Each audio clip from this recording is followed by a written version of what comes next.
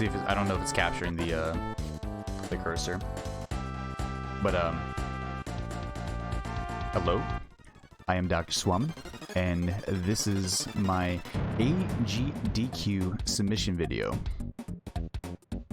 for EarthBound Glitchless run button instant text, the good stuff. So as you can tell, this category is a little bit interesting. It randomizes some of the sprites and whatnot, and among other things, we actually have like a few other things that are different from the regular glitchless category. As you can see, the the title's a little bit different as well. Yo, thank you guys. Truer bored. I'm not bored, I promise. But as you can already see, things are a little bit different here. The text speed is ludicrous. That's very fast. It's incredibly fast.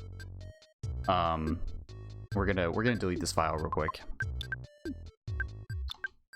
We have ludicrous, whatever flavor we want and everything. We can probably make that a cool little donation center or whatever. And then we have the characters, and so the character names don't really matter. We can have them pretty much anything we want within reason. They have a 5-character limit.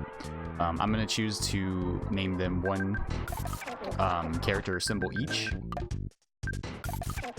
at this time, just for simplicity and all that good stuff. Normally we would be setting up this for the manipulation and everything in the normal glitchless run, but in this case we will not.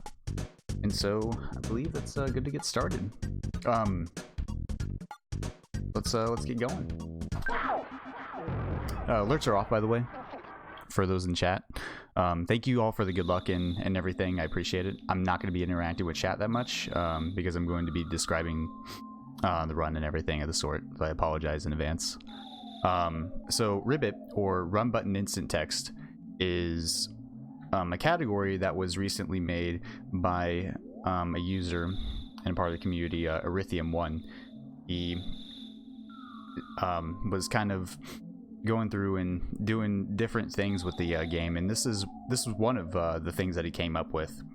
And the EarthBound randomizer app is what this kind of came from and whatnot. So it's pretty much a randomizer that changes up the ROM and everything, and then lets you apply certain settings, certain randomization to it, sprites, a whole bunch of different stuff. But there are certain settings that we can include on there to modify the game's mechanics. So we have the run button, which is a skip sandwich effect that's applied immediately, and or immediately and infinitely as long as you have the button pressed down. That's why I'm going so fast here. Ludicrous speed text, or instant text, as you can tell, causes everything to go like super fast. And then short Giygas Prayers. Oh, a mom there. Short Giygas Prayers pretty much skips the prayer cutscenes and everything during the Giygas fight, and so that makes things so much faster and just overall like insane. So normally a walk like this, taking, you know, a decent amount of time, it just gets blown out of the water right now. I can believe we get up here at normally like 208 or something like that. So just talking to him and getting out of there, it's insanely fast. And surprisingly, applying this doesn't like break the game or anything like that, like too horribly. It's actually like very I don't know, it's just it's very safe compared to some of the other settings. The randomizer app can actually randomize enemies, sprites, layer the progression to like an ancient cave setting similar to like Lufia 2 or something of the sort. Many different things, but turning those settings off and whatnot pretty much makes this the equivalent of EarthBound 80% glitchless. So we have Pokey coming up to us and whatnot. Essentially his brother is lost He's the same guy that we talked to earlier and whatnot. He was up on the hill and everything, seeing what was going on. But his brother's lost, and we got to go find him. Also, we're Knuckles now. It's one of the sprite choices out of many that we have on the EarthBound app website. We talked to Pokey. He joins our party. He isn't really that useful, but he joins us regardless because he wants to see his brother come home safely. Oh, goodness. Okay, I did not expect that. Yo, thank you. So, getting into an encounter like that, what we call red swirl, is when the enemy comes up behind us and attacks us from behind. And that causes them to have a preemptive strike, or to go first. We can also get into a regular like blue swirl or gray swirl, which allows us to pretty much, oh wow, go normally here. So in terms of battle mechanics and whatnot, I believe it's a formula that's based upon speed, your speed compared to the enemy speed, and if you have multiple members in the party, it ends up being, I think, based on like multiple characters' speed. This is crazy. It should be fine here. There we go. A little bit risky, but his HP was pretty much fine. I'm gonna despawn this just to be safe. But the run button, as you can tell, changes things quite a bit. Typically I could like stutter past them or something of the sort, but just running into them and fighting them isn't that much slower. Typically we want to avoid as many encounters as possible, as we get a lot of our experience through boss fights, and we utilize other methods of damage in order to defeat some of these enemies that we come across, such as super bombs and bottle rockets, but we'll get to that later. And the mechanic I mentioned, stuttering, is going to be very important later on as well, which I'll explain here in a little bit whenever I have to do it here in the first main dungeon that we go to. So this is Buzz. Buzz is kind of important as a character because he is essentially our tutorial boss fight. Like he brings us into the tutorial boss fight, and he does a lot of cool stuff that we can't do. Essentially like damage, certain psychic abilities and whatnot that we don't have yet. You'll see that here in a second whenever we go up against this bad boy.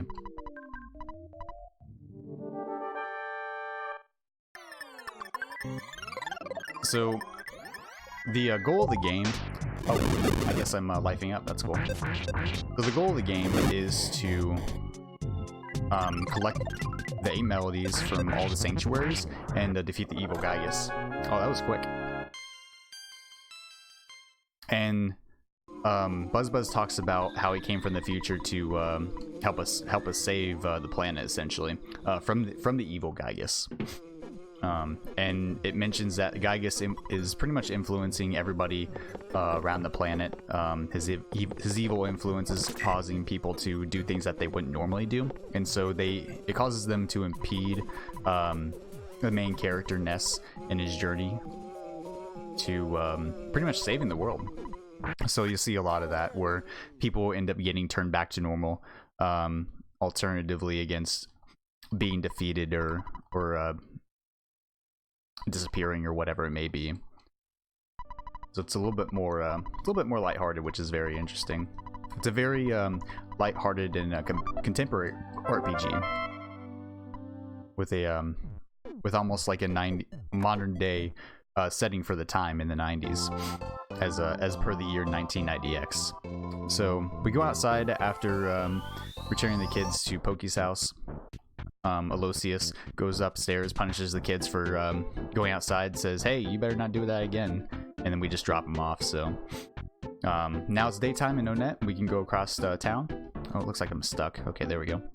So I'm gonna go up into this tree house here that's a little bit hidden. Not everybody would find this in their first playthrough. I'm gonna talk to this guy and oh, there we go, and get the Mr. Baseball cap. which we can sell for a lot of money, which we will do here in a minute. I'm also going to grab this item here, a hamburger, affectionately known as the trash burger. I'm going to withdraw some money here as well.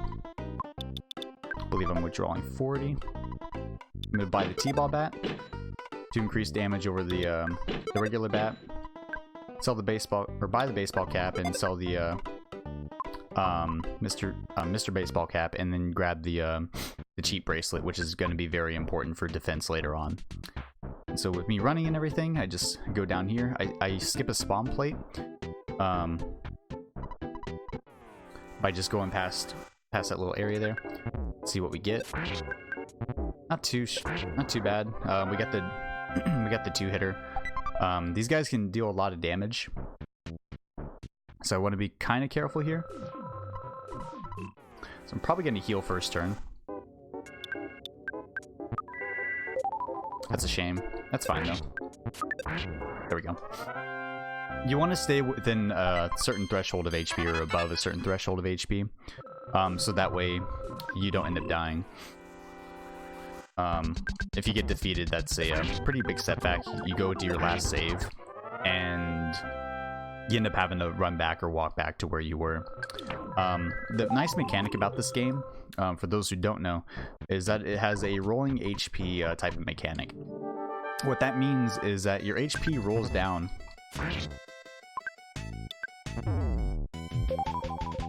as you get hit, which is very, very awesome. So you don't instantly die whenever you take mortal damage. It rolls down to 0. So what you can do is mash out more attacks, more actions, and everything like that before you end up losing the battle, which is very good. Actually, what I'm going to do here.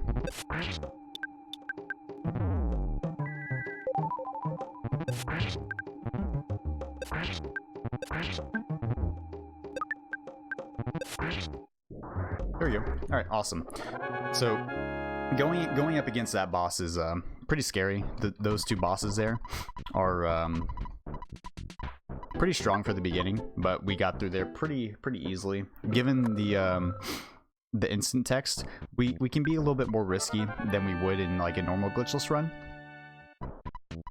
It's more similar to Mother 2, with the way that we have to take the battles and whatnot. I just ran past him, holy moly. So now that I healed myself and everything, I'm just gonna go up here. I'm gonna go to Town Hall, and I'm gonna talk to the mayor, Mr. Purgle up there, and he's gonna give us a key to the shack up at the top, and or at the top of the Onet, and we're gonna be able to progress in the game. So just more story stuff for you there. So we say yes. He doesn't want to take responsibility for his actions, so I'm like, yo bro, I got you. What's up, Vondia? So we're heading out here. We're gonna go purchase some items, withdraw some money, and purchase some burgers for safety. There's not a lot of safety saves in the beginning of the game, just because you pretty much end up in the same place as you end up dying. So it really doesn't matter if you lose a battle. Hamburger there, and then you just you go back to like your house, because hold on, there we go. Just buy a few burgers there, but it it just doesn't really matter because you're running back anyway. But you get that free heal at your house, so it's almost better to key is shack there. It's almost better to go to your house, heal, and then run back instead of just being back at the hotel or whatever and spending the money. Whenever you do lose a battle and you have to respawn, you lose half of your money that's in your inventory, which is not good, especially if you're looking to maintain a certain buying route or whatever.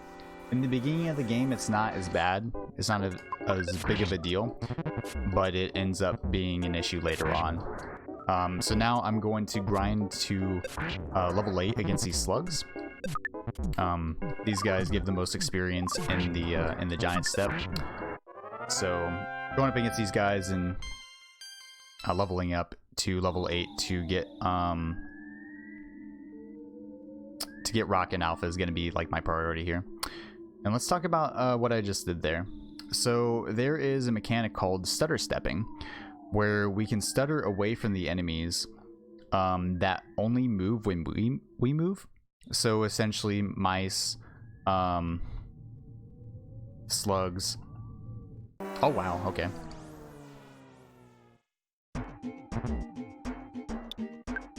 Life up here, just to make sure. But normally it'd be within about 6 frames of them starting their movement that we could pretty much do that, start and stop our movement to excuse me,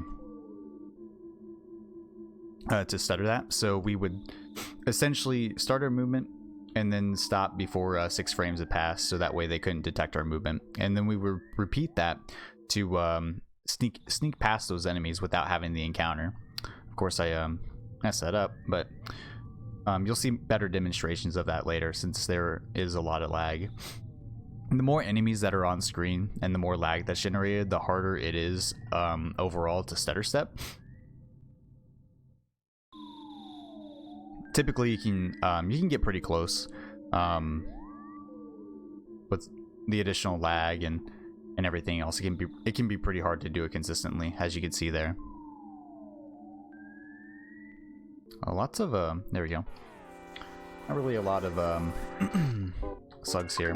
They can pretty much vary in terms of the way they spawn and whatnot. The spawn plates generate a certain chance of like different enemies, and then there's a chance that they can just spawn in general. So like there's a chance that the enemies can spawn, and then there's a certain chance of like what the enemies can be as like a subset of that spawn plate. Without getting too crazy into detail, the slugs seem to be on the lower end of the spawn rate, so looks like we're catching up though. I'm gonna life up here. I probably should have done that outside the battle, but that's okay.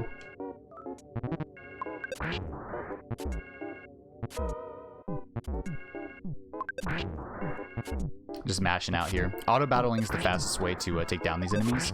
The only reason I wouldn't auto battle is if I were needing to life up or something like that manually. That's just the auto battle, like kind of smart battle thing, where if you are below a certain threshold of HP, you will cast life up on said person. So like if I were auto battling with several different people and someone was low on HP, I would end up life upping that individual instead of doing whatever action was, because preservation of life is the most important thing in this game, to the game at least. I'm just going through here. In the normal glitchless run, with manipulation, we would actually manipulate 2 different bomb drops that have a 1 out of 128 chance of happening with these bad boys, and we'd just be on our merry way. But here's a little bit less quick, but still pretty fast regardless. I mean, compared to the regular Monomanip, we're just flying through these battles and whatnot, and hopefully we can get a sub 20 Titanic Ant kill. That would be really cool. Felt like it was pretty close there. That's what I thought. I'm gonna head on up. If I can get a oh, there's my level. Okay, cool. That was actually faster than I thought it would be. There's another example. Oh goodness. All right, this is fine. I can work with this. Actually, I'll just rock in here.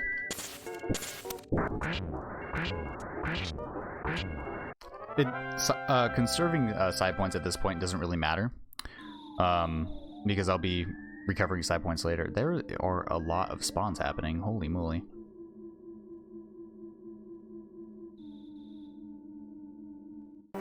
That was unlucky. Unfortunate. Thank you guys for the hosts and the good luck and everything. Let's see if I can run away from this. I'm probably better off defeating him.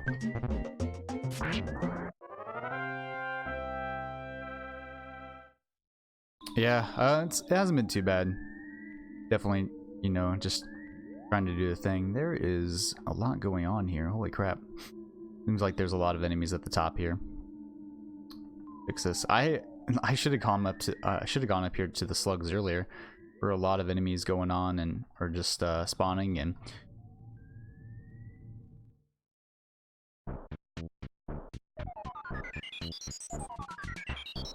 probably would have been better to farm up there. We can get sets of 6 slugs up there, and that makes for better farming. But there's also the chance to get antoids up there, and antoids are very powerful at this point in the game. So we try to avoid those if possible. The bottom, and since the bottom floor doesn't have them, we typically just take that since that's safer. This is very unfortunate. There we go. As long as they don't call for help or anything like that, we should be good. They took some damage there. It's a little unfortunate, but we'll go ahead and get the hamburger. Use that. We want to be at max HP when we're taking this guy on, because he's pretty powerful. So what I'm going to do on the first turn is I'm going to use the ability Rockin' to take out the enemies on the back. That's unfortunate, but I might be able to make this work. Wow, this is crazy. I mean, he's magneting. He did just enough. He did just enough to take my my side points and everything. And then there's the shield. So the shield halves the damage of any attack, I believe. Oh wow, okay. That is very, very close. Okay, that's not bad. Not the sub 20, but, you know, I'd say okay. So that's why we grabbed a lot of the burgers and everything earlier. The Titanic Ant, being the first Sanctuary boss, he's just very powerful. Does a lot of damage to you early game, and without a little bit more grinding, we're just really susceptible to damage. So he does anywhere from like 20 to 40 damage with his regular attacks, and that's not even talking about when he smashes us, because that is a possibility as well. Between that and his wide variety of attacks and whatnot, it makes him a very, very, very dangerous early game boss. Oh, this is unfortunate. Never see 3 in here.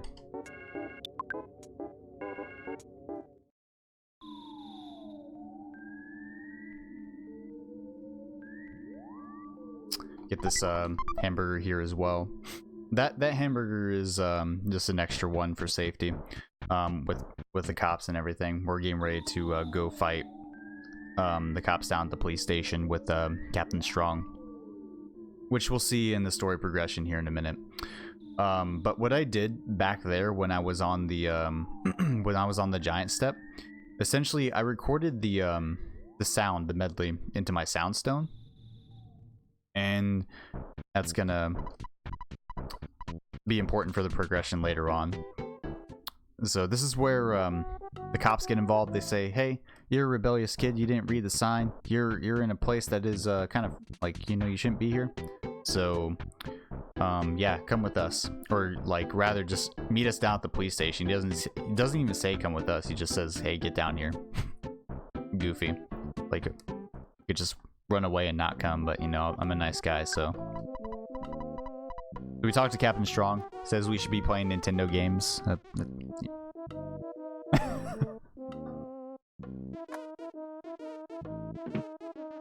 And all that good stuff. And here's the gauntlet. This is the bane of a lot of speedrunners of the regular glitchless category, just because these enemies are very strong. They can crushing chop you and hit you pretty hard, and you don't get a chance to heal except for in battle. There's no opportunity to do that before the next battle, so we have to pretty much time our attacks perfectly and ensure that we don't get defeated. But it looks like we're getting good luck so far.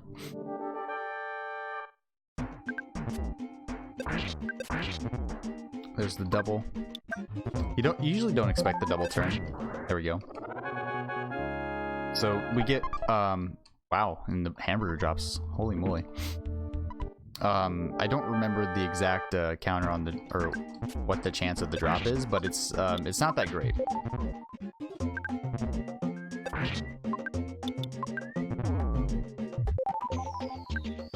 I'm gonna go ahead and use another hamburger. I'm glad I did. That's just kind of for safety and everything. Just to make sure that I don't die. You want to be above a certain threshold of HP, just kind of again, so that way you anticipate a powerful attack from the enemy.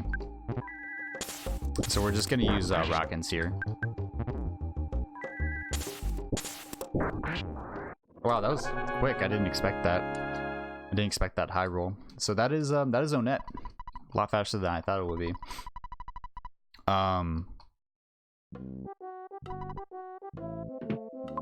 So going through there normally just takes quite a bit longer, and with that type of bad luck, in a normal glitchless run, that would have taken us about 30 minutes. So that is pretty good. So now, going out of there, he says we're pretty much free to go. We're strong enough to go through and accomplish our tasks or whatever and do all that crazy stuff. So what we're gonna do is go to Tucson, which is the next town. We're gonna go ahead and I think I'm gonna grab the hamburger here. There's a lot of different food items that just sit in presents around the world. Just, I don't know, with people leave them there, or, you know, just whatever. that ends up being a thing, which is cool. But we're gonna go to the department store here in Tucson. I'm gonna withdraw some money, about $500, and I'm gonna save. Saving here is important because I set up for a mechanic later called death warping. Death warping is essentially you take a death, you take a battle loss to go back to the place that you last saved, or the last like major cutscene that you encountered. In this case, it would be Tucson's department store.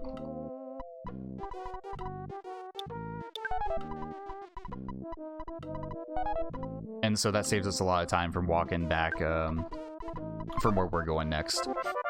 And so Apple Kid here, he's important in the storyline because he makes us a whole bunch of stuff. And I withdrew so much money because I needed to give him $200 plus whatever food item I was going to give him. And with that, I need to go to the next area, which is through a cave. It's called PRV, or Peaceful Rest Valley. We're going to do something that's going to cause another cutscene to pretty much show up later. You guys will see that here in a second. But there's a certain loading zone that we have to hit. There's a certain loading trigger that we end up hitting, and then after hitting that loading trigger, we can just run back and activate the cutscene. We don't even have to go all the way up to where we need to be. So Peaceful Rest Valley has a lot of dangerous enemies that can move very fast. These enemies typically either move within when you're within a certain radius of them, or move on their own, which are very dangerous. So I went up a little bit further than I wanted to because I wanted to be a little bit safer. But there's a certain line that you can go up to without going in and loading in the pencil up there. You can do that, and it actually activates this cutscene here, which allows us to get the pencil eraser, which is super important. We're gonna need that for actually coming up super soon and a little bit later. I'm gonna grab this butterfly as well. I probably should have life up before grabbing it, but that's... Oh. Oops. Use healing. Healing is a spell that recovers like minor negative effects or status effects or whatever in the overworld, so like sunstroke, the common cold, which is like a light form of poisoning, things like that. And life up recovers about around anywhere from 80 to 100 HP on a single character. So I just got the pencil eraser from him. That's important. We're gonna use that coming up. So I'm gonna go back to where I was in Peaceful Rest Valley and then erase his pencil. So he took that $200 that I had given him and made it into a handy dandy pencil eraser, the best thing in the game so far, the best key item ever. Just doing some despawning and whatnot. Talking about despawning, so like I mentioned, you don't want to take encounters if you don't have to, since you get the experience you need from bosses. You can either despawn enemies by going into a loading zone and going out. You can do it horizontally if you have enough room, by scrolling the screen pretty much half a screen length away, like the current length of the screen. Just scroll half of that away, and then you're despawning those enemies there when you go back. Vertically, it's a little bit harder. You have to scroll 2/3 of the screen away in order to despawn vertically. This is unfortunate. There are a lot of spawns in this area, and there's a reason why this is called Peaceful Rest Valley. It is insane. This is a pretty unfortunate situation. Looking like I might be able to get through. Maybe. Oh wow, that's unfortunate. Okay. So sometimes things like this can happen. So I'm gonna rock in here.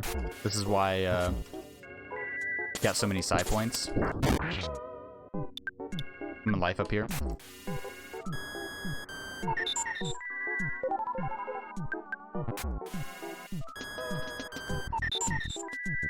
This is unfortunate. Okay. I'm gonna life up here again. I'm gonna actually take this guy out. I should be fine. There we go. So there's a lot of stuff that can happen in these areas. Thankfully, it's not too difficult with the run button instant text modifications to either get past these enemies without issue or end the fight quickly. So that's just an example of how one can get into a bad situation and possibly recover from it.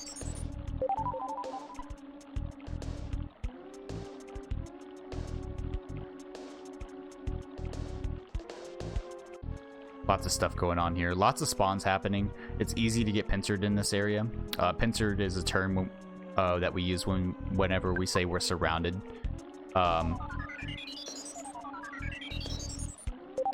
By enemies. So that's it's a very common thing that can happen. There is a hard hat to the left. Over there away from us. We can get that for safety. In this case, I don't really need it because I have over 100 HP at the current moment. So we'll go ahead and avoid that at this time. So I'm going to go shopping here. I'm going to get the Sandlot Bat. And I'm going to get the Home Sat. And then I'm going to get Crushing Herb. I'm going to get 2 of those. And I'm going to get a Croissant. Just to be safe. Alright. So we're gonna go out. We're gonna go inside this cave. So Happy is a very very interesting place. They're essentially. Oh wow. Okay, that's unfortunate. I got stuck. So the run button can sometimes end up doing things like that, where you can just get stuck in the wall there. Where you're trying to advance like too many pixels or whatever, and it just doesn't let you through, something like that. But Happy is filled with a bunch of happy cultists who want to paint everything blue, and they're led by Mr. Carpainter, who also wants to make everything blue.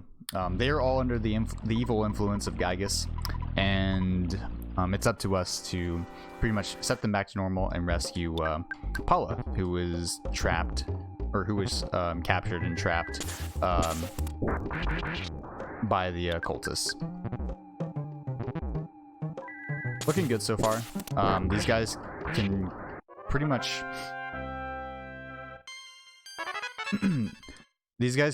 like just destroy a run if they call for help or whatever it may be. Like it can be pretty bad.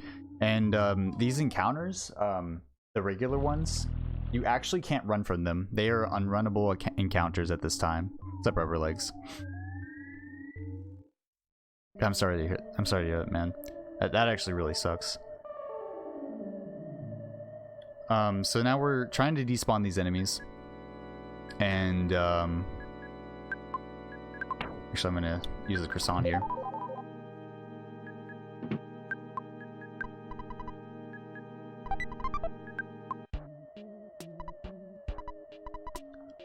I need to get rid of some items. So bread roll. That. I'm gonna do this back through. So I grabbed the croissant there for safety. And hopefully I don't have to use it or anything like that. But essentially we're going through the Cultist HQ now. And we're getting ready to fight the evil car painter. So we take one encounter in here, and we're just gonna go through and hopefully get a pretty quick kill here. So the Franklin badge that we got earlier from Paula allows us to reflect any lightning attacks. So what we're going to do is hopefully when we get hit by a lightning attack,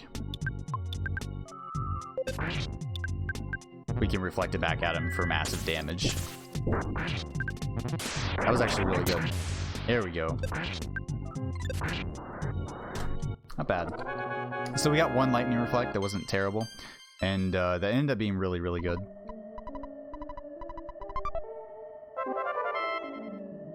I am gonna try to do Mondo more early.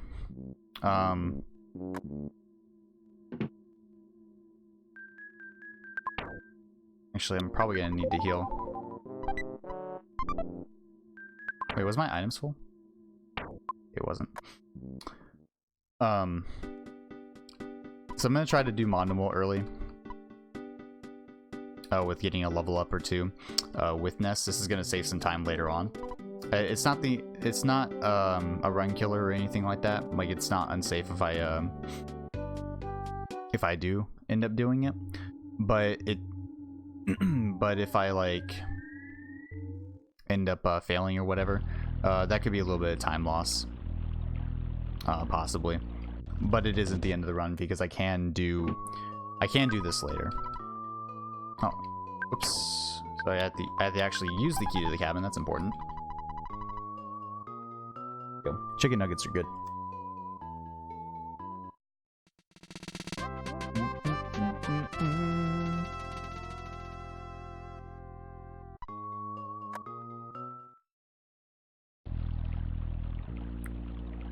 Going up and out here.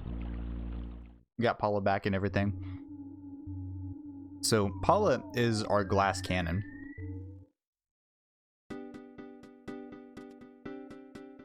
Paula is a great character who is our pretty much one person who just really can take on some of these enemies. Like, just does a lot of damage with some of her spells and whatnot. It's insane.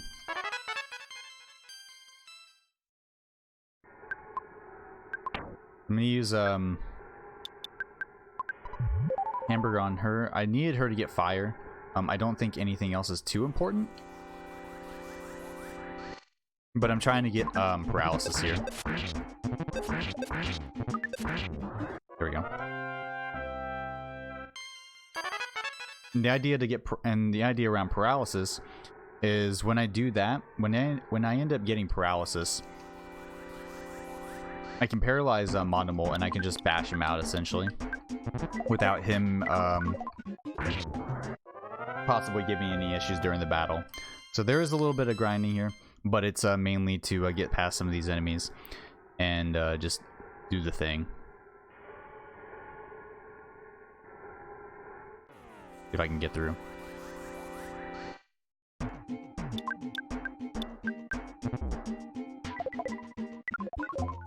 So I'm trying not to die here. But this is like pretty much the one of the last grinding spots in the game. Typically we don't like grind a lot anyway, but yeah, that's a oh, there we go. But this is a little bit different for this category. There we go. See if I end up getting it. There it is. So I got paralysis. So now what I can do is I can go through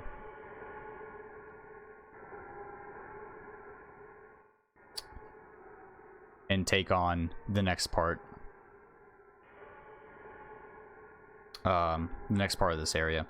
It's a little bit dangerous, but should be fine. There we go. Have to try to despawn here. This is actually very good. Holy moly. Okay. Good. Try and despawn there. Nice. Alright, very good. So I'm gonna use paralysis here. Hopefully that freezes him.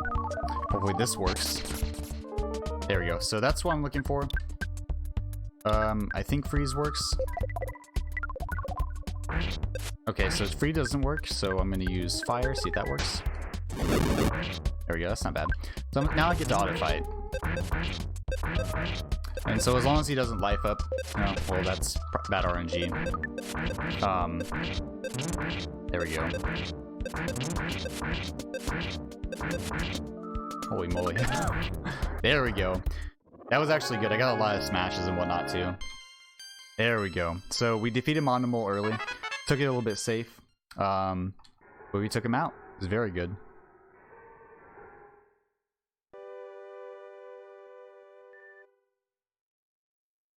But with the grinding and everything, with it being so fast, we could just go through there, go through little putt steps, which is what this area is called, and get this medley early, rather than teleporting back at the end of the game. So paralyzing him pretty much renders him effectively useless. Okay, let me see if I can get this. So I'm gonna death warp here. I probably should unequip my stuff, which is fine.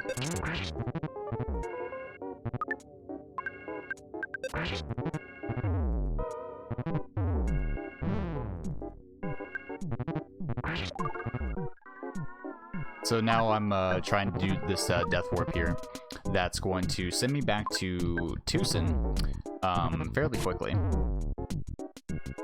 as you can see. So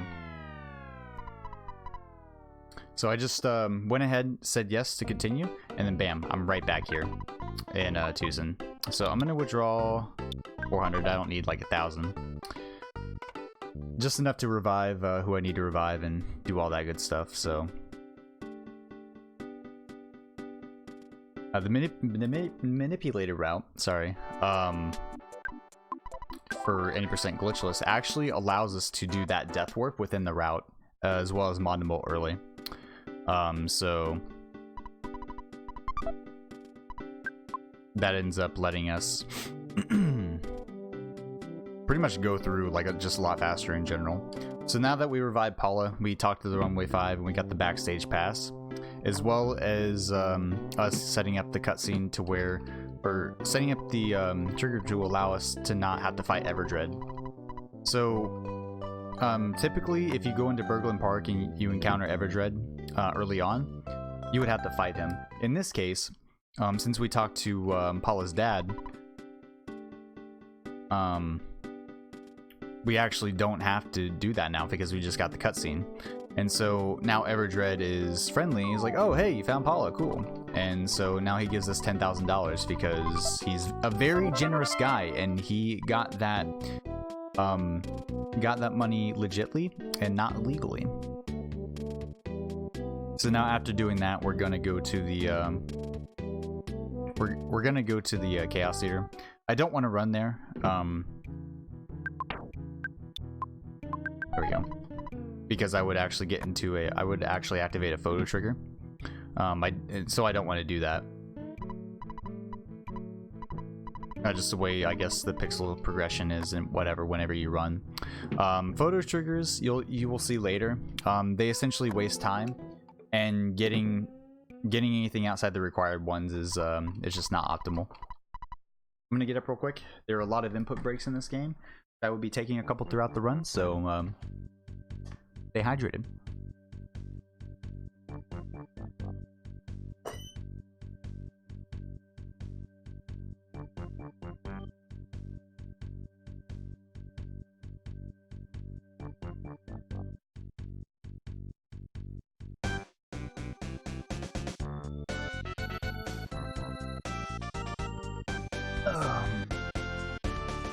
Yeah, as I was saying, there are a lot of input breaks in this game. It's very relaxed, very tame. Plenty of time for donations and whatnot. All that good stuff.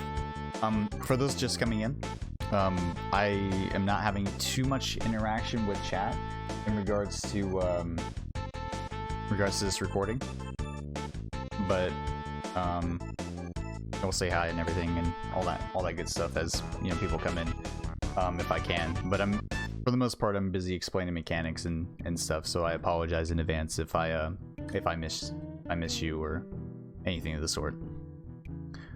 So now that that show's over, we can go through and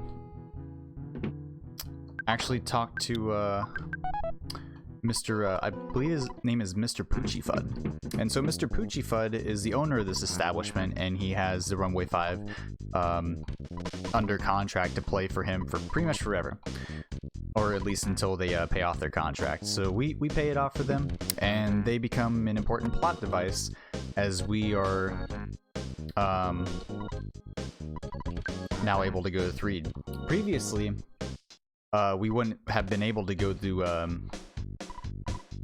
Threed Cave, or just Threed in general, without this bus, like, because there's ghosts over there. Like there's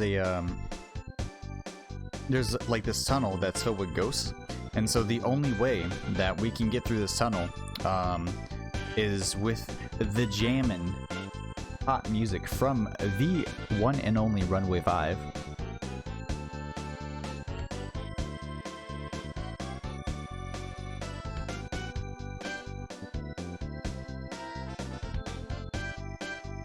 As I said, there are plenty of input breaks here, plenty of times for donations and everything, but at the same time there's a lot going on and a lot of action happening on screen, especially with this category. It's a lot more fast-paced, and just overall like crazier in general. Like anything can happen like an instant, and it's just awesome. It's a great category to just mess around with over like personally I believe over like regular glitchless or whatever. Like some days I feel like popping this in, just running through and just going fast. Not as fast as Sonic, but there is a Sonic sprite, believe it or not. So anyway, we're in Threed. Threed is a very, very dark and very sad place, filled with zombies, trash can monsters, ghosts, and a whole bunch of different stuff that we just don't want to deal with. So these enemies are pretty strong for our level, and they can take us down pretty quick, so we want to avoid them and despawn them as much as possible. The goal here is to brighten this town's day up, you know, bring the citizens back from the oppression of the zombies and enemies here, and just get going. So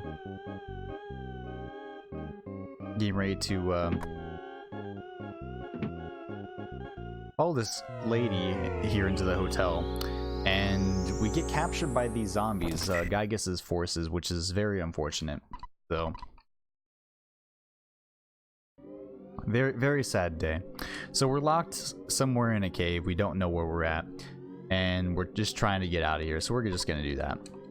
And the door is locked. So Paula, using her telekinetic powers, she is able to contact people over distances. So she reaches out to our third party member, who is to be named Jeff. Now, this is going to be a different individual than who we had earlier, as you saw on the title screen. Or in the file select screen. And you'll see that here in a second as I'm eating my lovely spicy nugget, because this stuff is awesome.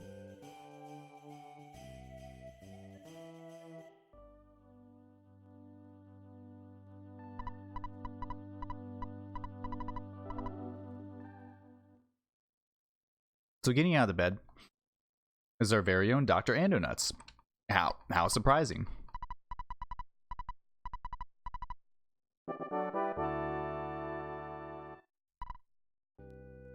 So, Dr. Andonuts is our very esteemed third-party member. So it's kind of weird talking to these guys as as this character, but essentially, he gives us a key to a locker that's broken, and he ends up replacing that with a something called a bag key machine, which pretty much allows us to pretty much like pick locks and stuff, for lack of better terms. I dropped the broken can earlier because I don't need to repair that and use it for funds. I have enough money already. If Jeff has enough IQ, whenever you sleep, he can repair certain items. The more IQ you have, the more complicated the item you can repair, and there are other things for that, so it's really cool. It's just random stuff. So after breaking out of the boarding school, we hop the fence and everything off of your friend's back, Tony's back, and then we go to the shop where we get the Bubble Monkey. The Bubble Monkey is known for causing many disastrous problems within some of these speedruns. Oh, and I got a green swirl here. So let's talk about green swirl mechanics. I think I forgot to, I failed to mention this earlier. So if there's a certain algorithm that applies whenever you get into an encounter with an enemy. So if it's something like your attack is higher than the enemy's defense, and then it has something to do with your level. If certain parts of that those numbers are true up to a certain point, you can instantly win the battle in the overworld without even getting the encounter, without engaging the enemy in combat. Now, if I were to take on that dog, for example, without actually getting the green swirl, I would have gone straight into battle. So that's just an example of like what could possibly happen there. Also, Tessie hype. We like to just say thanks to Tessie for ferrying us across the river in her glorious majesty. Tessie is a very wonderful creature, and Tessie will be assisting us later on, but Tessie is the embodiment of just very great tunes, peace, and just overall tranquility in this game. Where there is much chaos everywhere else, there is simplicity and kindness and just great majestic beauty that comes from this beast. And now we say farewell to Tessie until next time.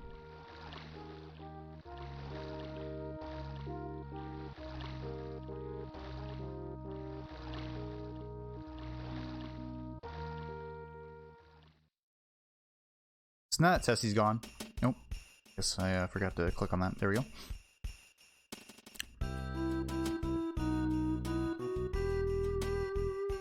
Now that Tessie is gone, we're going to a place called Brick Road, a small dungeon where the video game likes to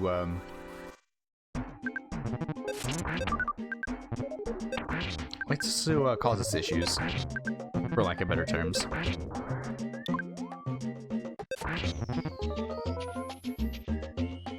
So these worthless protoplasms can call for help, and they're very hard to avoid in the overworld. There's a way you can skip them, but Bubble Monkey tends to not let you do that.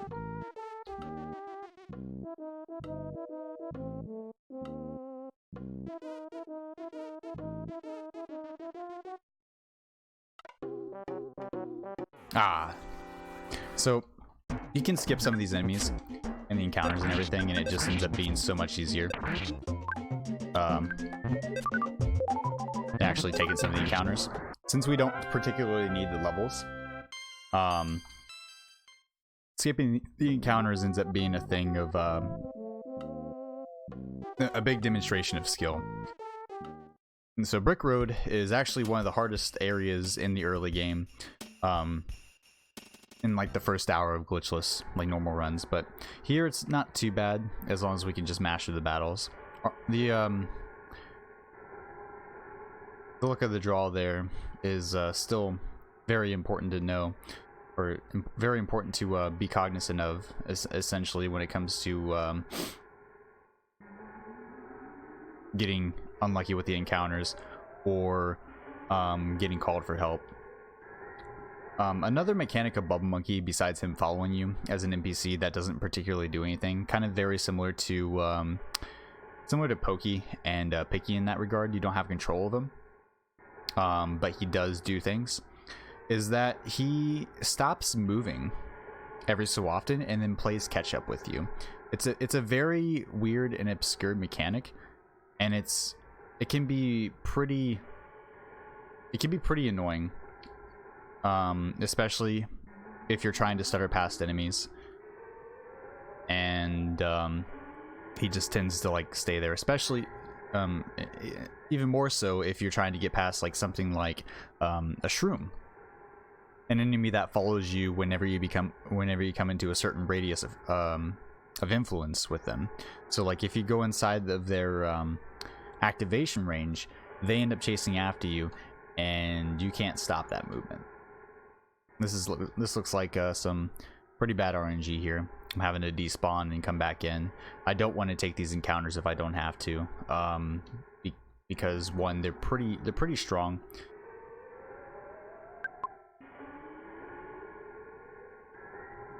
and two, it just wastes more time.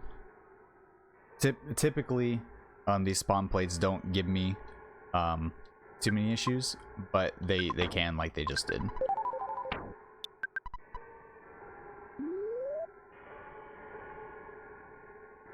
Pond Cave is definitely a very big check on stutter stepping and decision making, depending on what you want to do with despawns and other things, because a bad decision can set you back several minutes, and if you end up dying there, you actually go back to the start of Brick Road right after you get off Tessie. And if you die in Brick Road, you have to fight those enemies again. So Winters in general is a very dangerous place. Also, I'm about to create a space-time paradox because I'm about to talk to myself.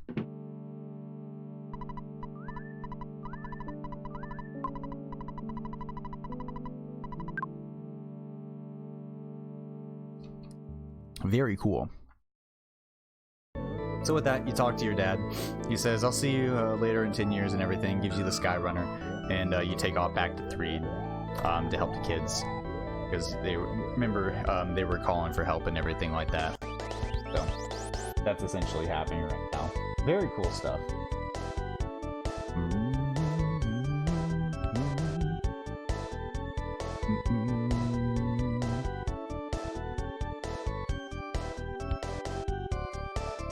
Stay hydrated, folks.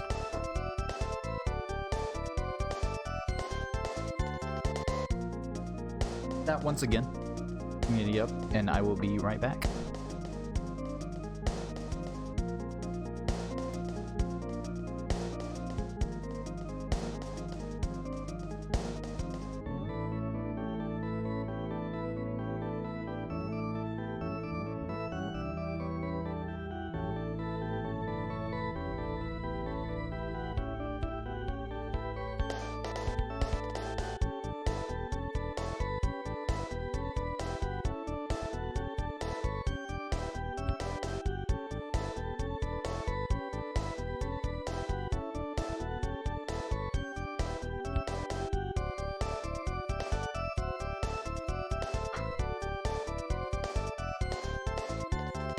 back.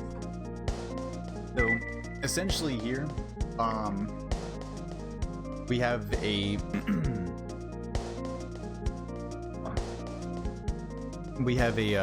almost 2.5 minute break. It's pretty lengthy, and it just goes back to show like how many input breaks there are in this game and how accessible it is for people to hop into and whatnot.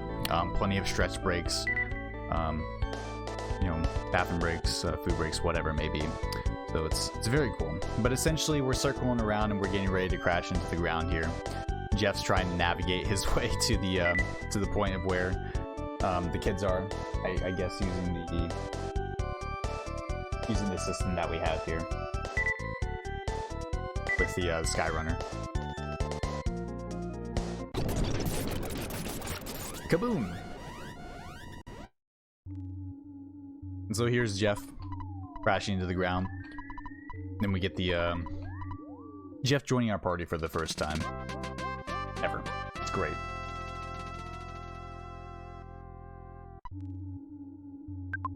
And so here I'm going to do some item management. I'm going to move the bag key machine to Paula. Move the pack of bubblegum to Paula. And some of these, oh goodness. Oh. Okay. Let's see what we got. I'm going to drop some of these items because I don't particularly need them. Brushing herb. Should be good there.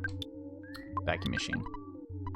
Typically the item management is a little bit easier, but since I have so many other items and everything, I'm just getting rid of them now and whatnot to make it easier on myself. I'm gonna get an additional teddy bear. I didn't talk about the teddy bear earlier, but the teddy bear is very important, just due to the fact that it can absorb up to, I believe, 100 points of damage. It can gut save, and it has a 75% chance of absorbing damage or negating effects that could possibly target your allies. It's very good to have in places such as this, Free Cave and other places, just because of how dangerous they are this early in the game. That was a very quick boogie tent. Very, very fast. Typically ends up being a 2-cycle. With us going into a second set of terms to defeat him, but Jeff ended up rolling for about 500 on the big bottle rocket, which is something that we also need to talk about.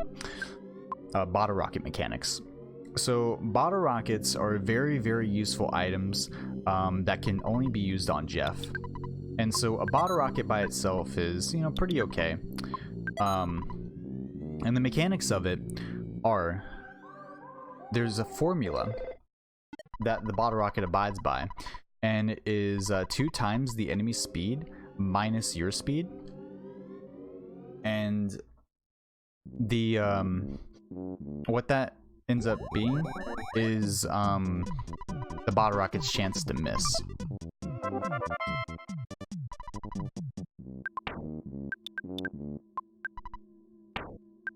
And so in some circumstances, you're gonna end up having like a pretty high chance to miss or whatever, or something like that.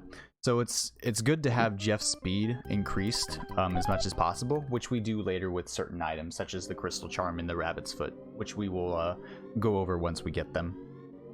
And then the other mechanic of the bottle rocket is more of a stoic one, more of one that's influenced by the game's RNG, which is the damage roll. So the damage roll can be anywhere from 90 to 150. The game applies it as 120 plus or minus 30. And so with the single bottle rocket, that is what we have. Now, since we had the big bottle rocket, for example, that did a lot more damage. And the reason for that is that it applies that formula that I mentioned just a minute ago. It applies it 5 individual times. A little bit dangerous there, but I think we're good. I should probably go back and save. I just thought about that.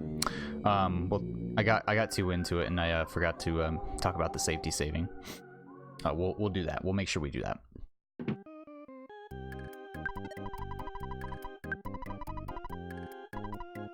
But it applies that formula 5 times there.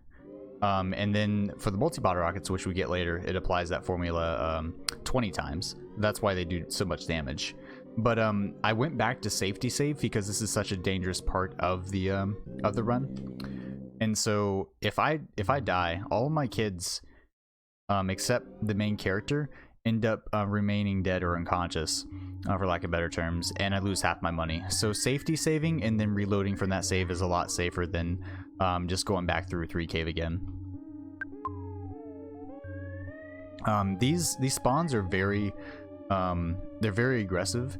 Each room in the hallways has a 20% chance. Oh wow, I can't believe that actually got a green. They have a 20% chance of spawning, and then the spawns in the big rooms, there are 4 different spawn plates, each with a 34% chance of spawning. So those are crazy. And then in here, the last 2 hallways, each of these have a 40% chance of spawning enemies. So yeah, very difficult area. And so if we go up against this guy, he has a tendency to do several different things that can just impede the way you attack or whatever, and that's why we use part of the reason why we use more psychic attacks and everything against this guy over regular attacks. But he can attack, he can solidify you, do multiple things. So we just lost the teddy bear, which is fine, but that was a quick battle. It was not bad.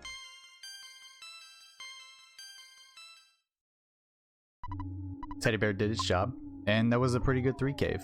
So after defeating him, he's kind of the emissary to the main boss that we're going to be fighting later. And so now, with that, we're actually in Grapefruit Falls now. Grapefruit Falls is a very dangerous area with a lot of spawns, and it has high potential for pincering and just overall run killing potential. These enemies are pretty dangerous. They come in large packs and aggressive numbers, and the only way to really avoid them is just to despawn them. That went a lot better than I thought it would, so that was good. More instances of stuttering here. Holding the run button and stuttering is the most effective way to stutter, just because you cover more distance within your taps, and then you could just run away whenever you get far enough. So we go into Saturn Valley, and the reason why we're going into Saturn Valley is we need to get a password for for this waterfall to get into this base. Essentially, it's standing still for 3 minutes. It's great. Paula is ayaya. Ayaya?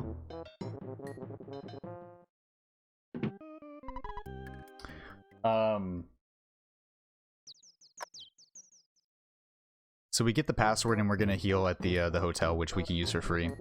All the services that involve healing and resting are free in the Saturn Valley, and that's why we use those there instead of other places. I'm gonna stutter here. Let's get past this enemy.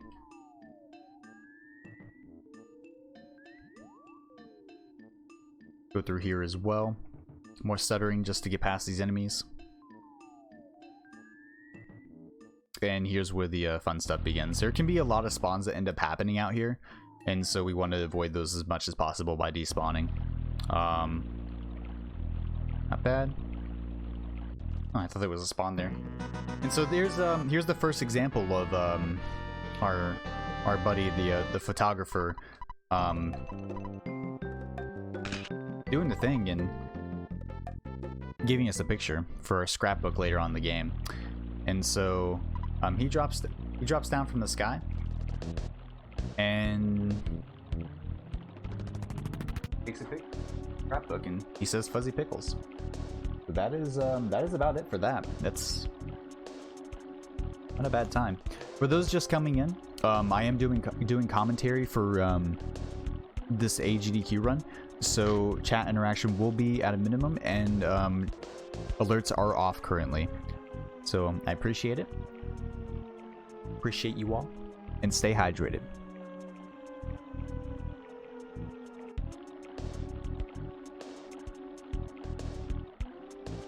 As for me, I got chicken tenders and I'll be right, or chicken nuggets, spicy nuggets, and I'll be right back.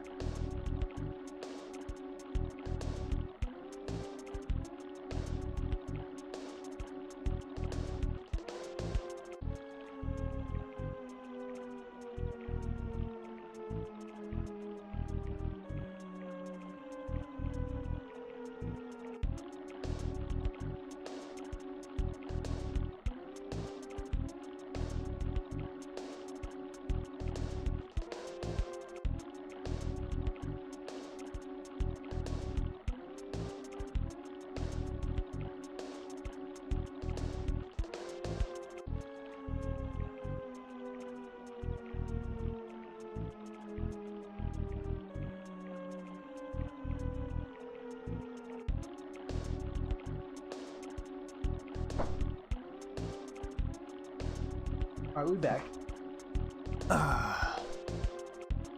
Back from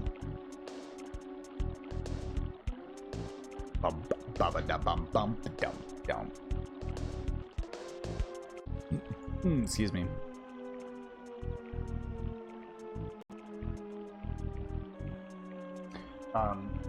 Like I said, this can be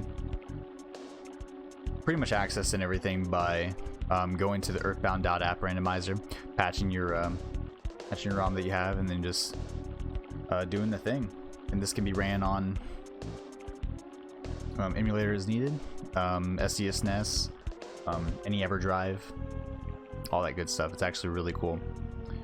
But we're at near the end of our trek here. I think we got like just a few more seconds, just one more loop at the song, and then we'll end up going through and entering the base. The base has a lot of enemies and a lot of stuff going on, so don't be surprised if you end up, you know, seeing like a lot of lag with the spawns and whatnot. That's perfectly normal.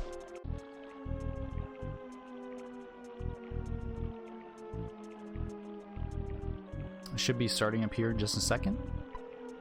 Here it is. See if I can stutter past this. Ah, that's fine. I was hoping to stutter past it. That's fine though. Got the green squirrel. So these guys are foppies. They're pretty much the equivalent of like slimes, or not slimes, but they're EXP heavy.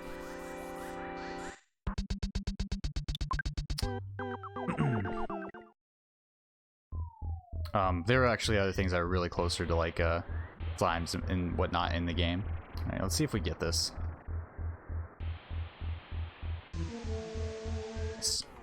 That are called caterpillars and whatnot. But these guys are EXP, like these guys are EXP heavy as well. And they're pretty squishy. They're pretty easy to defeat.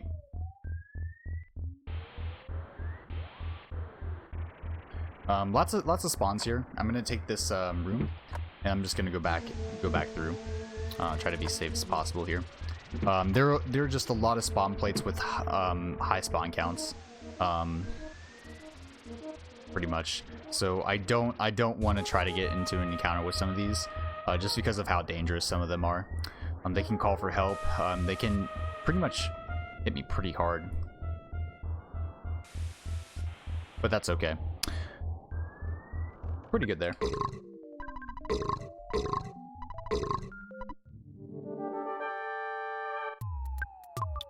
So we can stutter past that scripted enemy.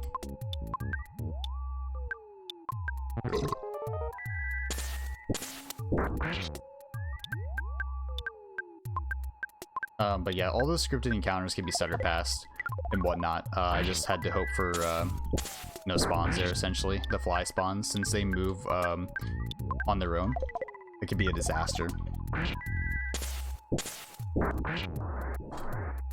Very decent belch to base. So belch is a very interesting boss, where we end up having to use the fly honey before we can actually deal damage that accrues to his HP. Before that, he's pretty much invincible without using certain special abilities like flash beta and upwards, and like maybe one or two other things to defeat him instantly. But in this case, we used the fly honey, and then we dealt the amount of HP. Check something. Right, that's what I thought. The amount of HP damage that we needed to defeat him. So we're going back through now that we've defeated Master Belch and freed the Mr. Saturn from Belch's base. In a casual playthrough, you would usually go through and progress to Saturn Valley to defeat Trillion Sprout in the Milky Well. In this case, we're not going to do that. And the reason is it's actually easier to go back to that part of the game at the end whenever we have teleport and higher stats to possibly avoid encounters and defeat the Trill Sprout in one hit. The Trill Sprout is very dangerous at this point in the game, and he can do something called diamondizing, which is the equivalent of like petrifying, making your character that gets afflicted non-playable or non-usable in battle. And the only way you can heal that outside of I believe it's healing gamma is use a couple life noodles or something that's the equivalent. I don't believe a secret herb. I believe a secret herb would heal it, but it's just one of those things that's just like it's a very deadly thing, and there's not a lot of cures for it outside of the stations that we would go to to have it healed.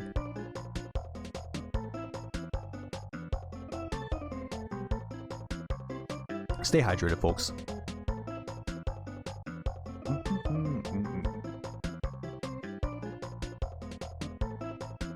And stay fed.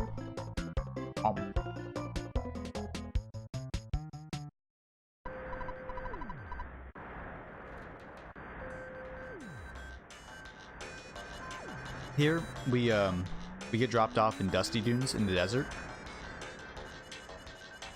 After getting on the bus, there's a roadblock that we can't get past, so we're just gonna run through here and head to the next part of the area. Right now, after skipping that enemy, something called an OSS flag is on. And that OSS flag is pretty much called an overworld status suppression flag. This was researched and located by one of our main randomizer developers named Chaz, and it pretty much prevents you from getting overworld status effects while moving in the overworld. It pretty much removes that check. So essentially, if you had the chance to get Sunstroke, you wouldn't get Sunstroke with that overworld status suppression flag on. And the reason it's on is due to the cutscene of the bus, us getting off of it, and the developers decided to turn that on whenever you got off.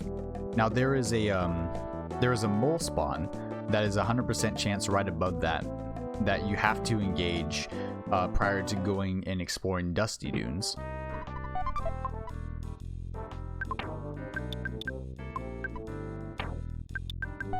And so after getting into a battle and coming out of the battle screen, the OSS flag is actually turned off, so that way you can be afflicted by the overworld statuses. And that's the only way that we can turn it back off.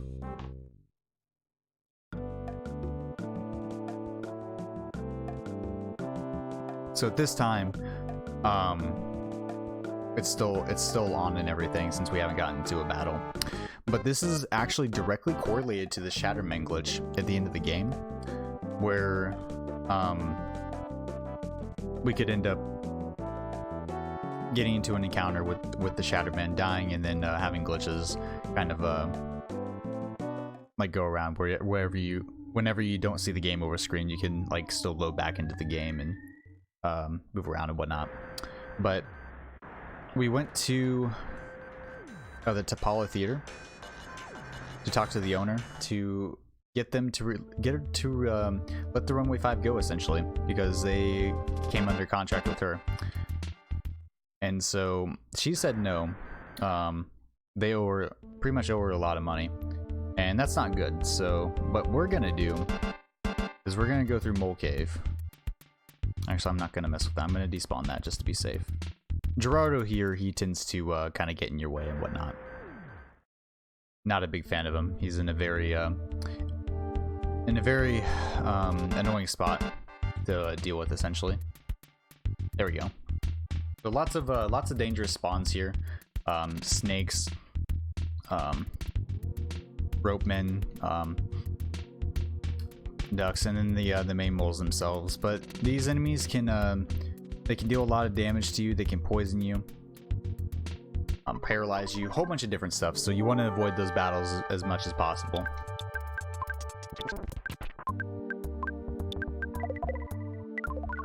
So here I'm going to take on these moles in a specific way.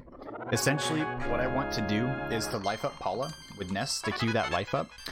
Paula to attack with Freeze Beta, and then Jeff, when applicable, uses Big Bottle Rocket. And the reason for that is Paula, if she gets hit, she's our glass cannon, if you remember, and she has a very low amount of HP. So there's a high potential where she can die, and we won't be able to do very well in this cave. So essentially what we're gonna do is increase her odds of survivability as much as possible. So if she gets hit, Ness is already queued to give her the life up, so to bring her back to life. Since the rolling HP mechanic is so important and so useful, we can pretty much do that to ensure her safety. So as long as her HP doesn't hit 0 and she doesn't die, then we're pretty much good to keep lifing her up and bringing her back. After 90 HP, she's pretty safe using that mechanic. But before then, it's very dangerous. At least in the normal glitchless run, it's not really that much much of a danger here. Where if the mole strikes first, does multiple damage to Paula, and she uses Freeze Beta and solidifies the mole, the extra text that appears on screen and that you have to scroll through in order to progress it can be enough to prevent Ness from getting his turn off in time to heal Paula. Thus, Paula ends up dying, and we are unable to properly complete the cave or safely complete the cave, which is very unfortunate. And that's why typically we end up healing her, just to prevent that from happening. But that's just another example of how crazy this cave can be in normal glitchless. But in this case, it's actually not that dangerous since the text scrolls by so quickly.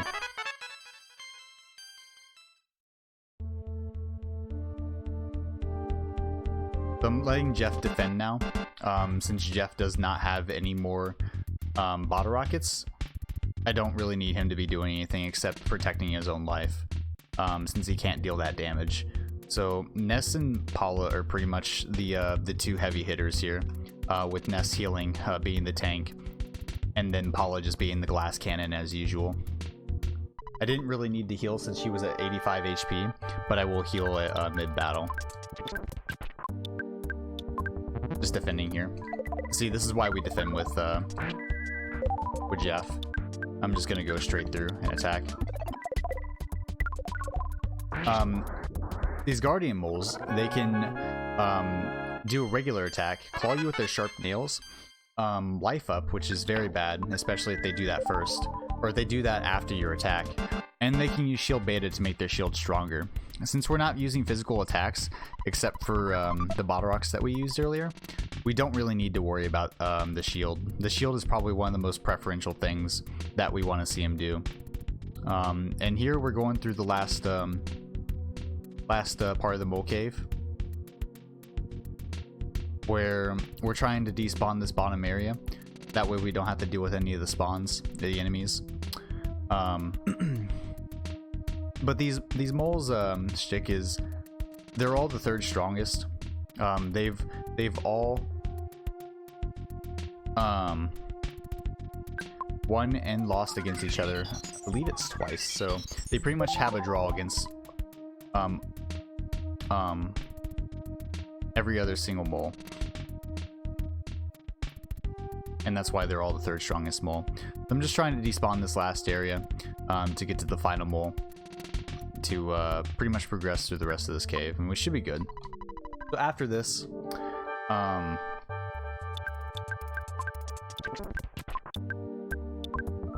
we're pretty much done with the cave. We use the exit mouse to get out, which I failed to mention earlier. The exit mouse is very important, just due to the fact that we can warp out of pretty much almost any dungeon. Oh, I don't know why I did that. Utilizing it. And it's so much faster than just not doing it. So using that brings you to the beginning of a dungeon, and then bam, we're just right there, right outside. And another required photo, say Fuzzy Pickles. This sprite doesn't have a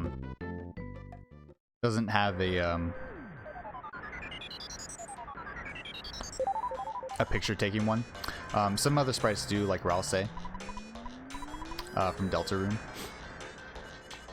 And now that we've defeated the moles, we need to talk to Gerardo.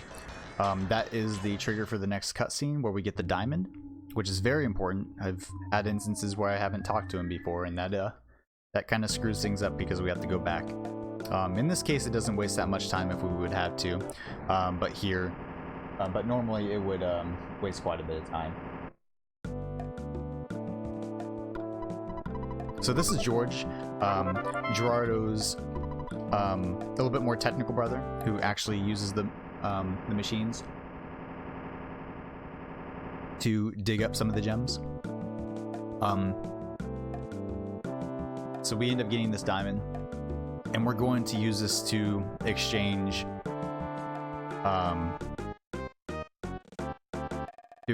for the contract of the Runway 5, which we will then free them from. Essentially, we're paying off their debt to the Tapala Theater via their contract. Oh wow, I barely had enough money there too. I guess the money route worked out. The money route isn't too serious. We typically have a lot of money throughout this run. It just so happened that I was really close, and it just kind of worked out based upon what I had. So we could always go to an ATM and withdraw more money, which we will be doing here in a bit to do our first big shopping of the game. Now, this big shopping is very important because of so much damage that we can do to some of these enemies that we end up facing. The super bombs being very important in just overall like steady damage and possible splash damage from multiple enemies. And then the big bottle rockets being the heavy hitting stuff that Jeff can deal out, but those are a little bit more subject to RNG. As mentioned earlier with the way the formula works. But this is just another cutscene. This is actually one of the shortest in the game, where the Runway 5 do their last show here at the Tapala Theater, and they do it with Venus, their special guest star. Comes out of nowhere, and it's great.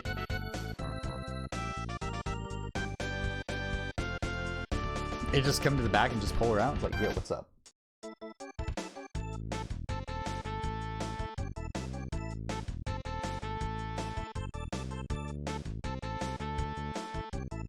This is your friendly reminder to stay hydrated.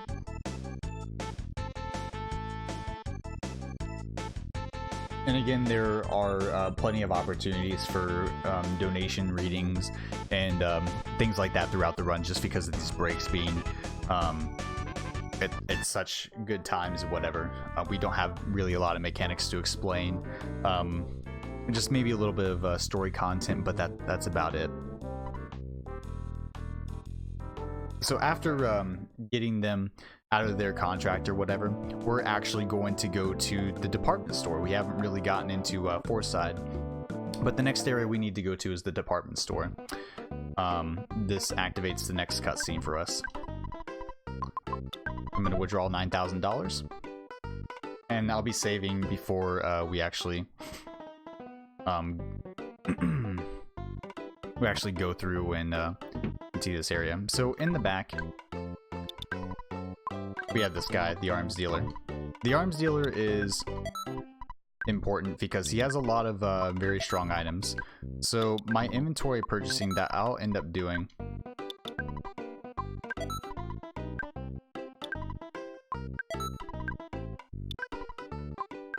is 4 super bombs for Jeff, 5 for Paula, and 5 for Ness. And then I fill up the rest of Jeff's inventory with big bottle rockets. And this sets me up for enough items to get me through Deep Darkness, which has another arms dealer for later.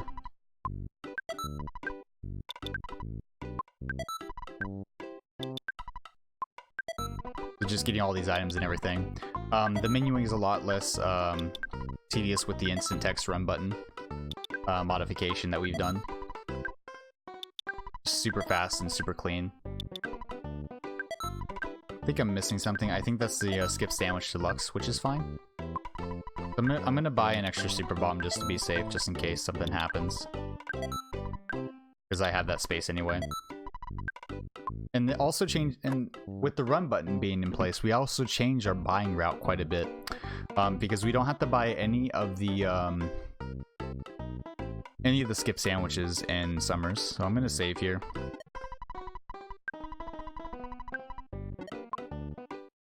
So now we go to exit the department store after buying stuff, and Paula just got taken by one of Giygas's lackeys, the department store spook.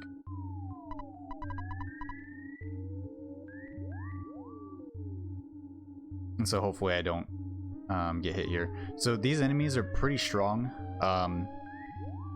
We don't want to get into encounters with them, so we just dodge them and everything. The top floor is the most RNG heavy part, and the part that can absolutely decimate this run, and it's why we save as well. Alright, so this is a 2. Hopefully I get 2 records. That's good. Very good. If I would have gotten a guitar, or we call it a musica, they can actually put you to sleep and pretty much just stop you running its tracks. It's not fun at all to have to deal with that. So got pretty lucky there. Not necessarily needing the safety save, but we do it just in case because we want this run to survive. So we just go through and we're gonna take this spook on. Use a super bomb here and a big bottle rocket here. Use freeze, hopefully I don't get solidified. Should be able to defeat him here. And there you go. That is the department store spook. That was pretty quick. Jeff did a very decent roll. It's actually very surprising. Typically he hits for lower than that just because of the spook speed being so so much more than his. So hitting for 400 was very good, and then just topping it off with Ness's stuff there. So we're gonna go out of the department store now, and we're gonna continue to try to look for Paula, who is now lost, or who is now kidnapped and everything. So what we end up doing is we're gonna go across town to the cafe. The cafe is interesting because there's something about the cafe that's a little bit mysterious, that doesn't seem right. So we had to go talk to someone. They talk about a whole bunch of commotion outside. We're gonna give them the protractor because we don't want to give them any other items. And here's Everdread. Everdread had the statue, the Manny statue, and then it was taken from him by Monotoli. So we know that Monotoli is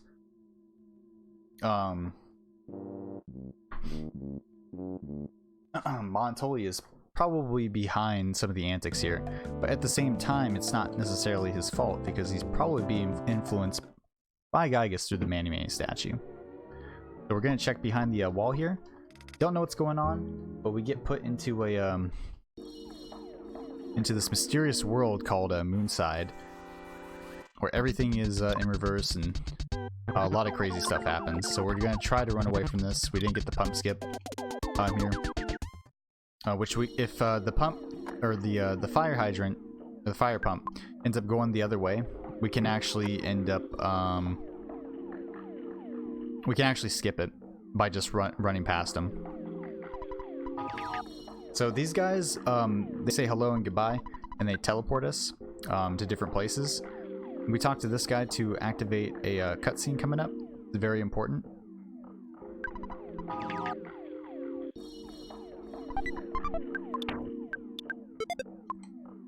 Get this night pendant. That's going to make us immune to flash and some other stuff. It's very important. Just more teleporting here. Get me all over the place. I did get the secret herb just to be safe, and I say no to him because everything is reverse here. So that's, remember, super important.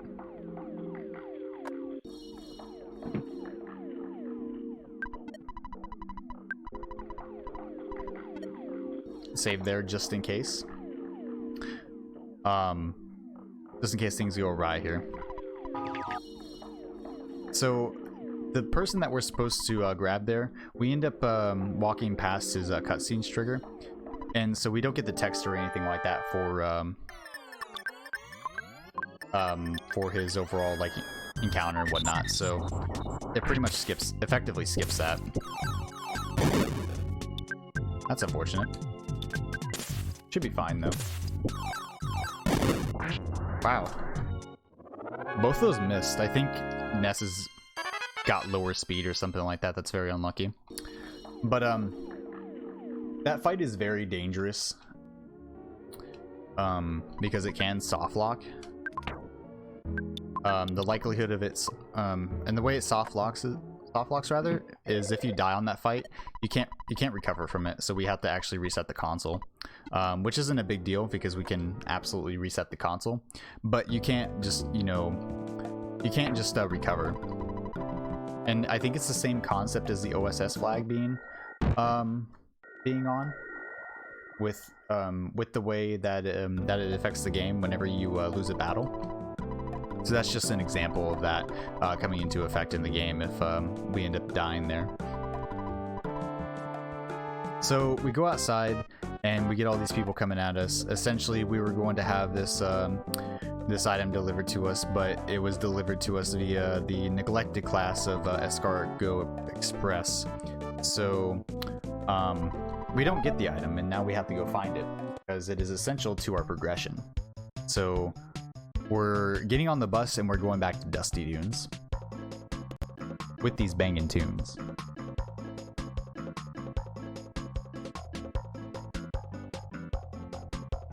Everybody stay hydrated. It is a scorcher out there today, and we're going back to the desert. So, always good to take a second swig of your hydration source, if you would kindly.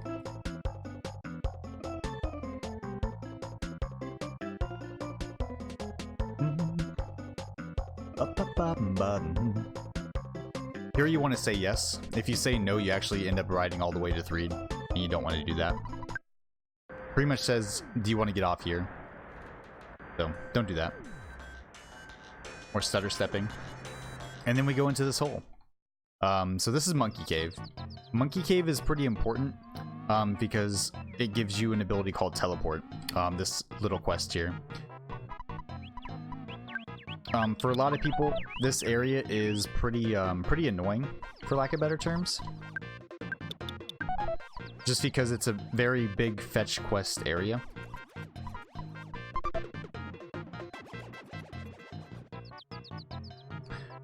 Like fetch quest item area. So like you're getting items from all over the place and gathering them for these monkeys here. Just to get through. There we go. So I get the hamburger here. Just getting items that I could be missing or whatever it may be. And the main reason I'm going this way is for an item I need to get to the end of the cave. There's also another another item that I need to get while in this cave called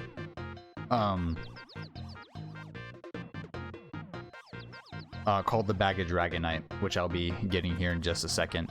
That's going to be important for the Magicant fight, or the Ness's Nightmare fight. So I get the King Banana to him. There we go. Hamburger there. The same thing is in Glitchless, because it is super important, but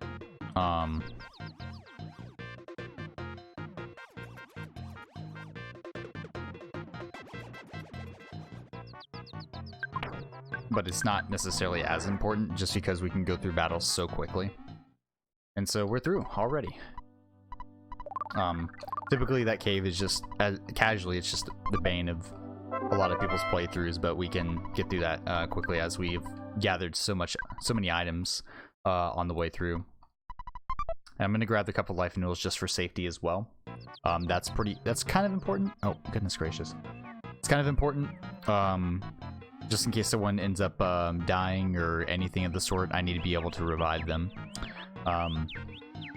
And those stay pretty important throughout the game until we get Pooh, and we get him leveled up to the threshold of where he learns Healing Gamma. But at the same time, Pooh is kind of a special case, because we tried to reserve his side points for other things, such as the Star Storm, for a good example, especially in the final battles. That's a big example.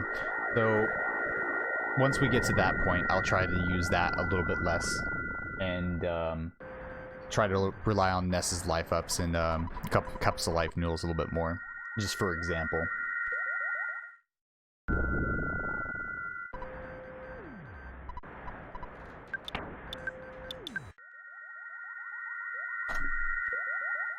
So we teleport back to Foresight after getting teleport. Teleport's very important because it's one of our fastest ways to move throughout the game to different areas and whatnot. So instead of just taking buses and running around, we can actually move and teleport to these different areas in the game, which is very cool. And so now we're going to Monotoli Tower. This dungeon's very it can be very terrifying.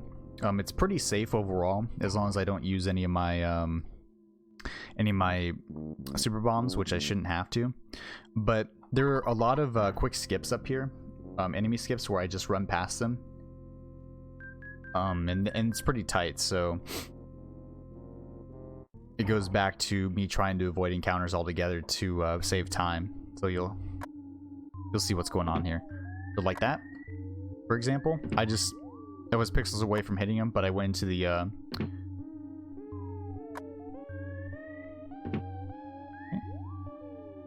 nice. I went into the doors without really having any issues. So I'm about to fight Clumsy Robot. He starts with a shield, and he's one of the fastest enemies in the game, so I need to use super bombs here. After doing a certain amount of damage, he actually ends up being defeated. And then bam. There you go. That was a pretty quick one. That was very quick. Very good. Very, very fast. That's pretty much what you would typically see with that fight. But essentially, from there, the Runway 5 end up saving the day. They actually turn him off. They hit a button in his back or whatever, and then bam, they show up. So luckily with them showing up and everything, we can get to the next room and talk to Mr. Monotoli, who is actually not a bad guy.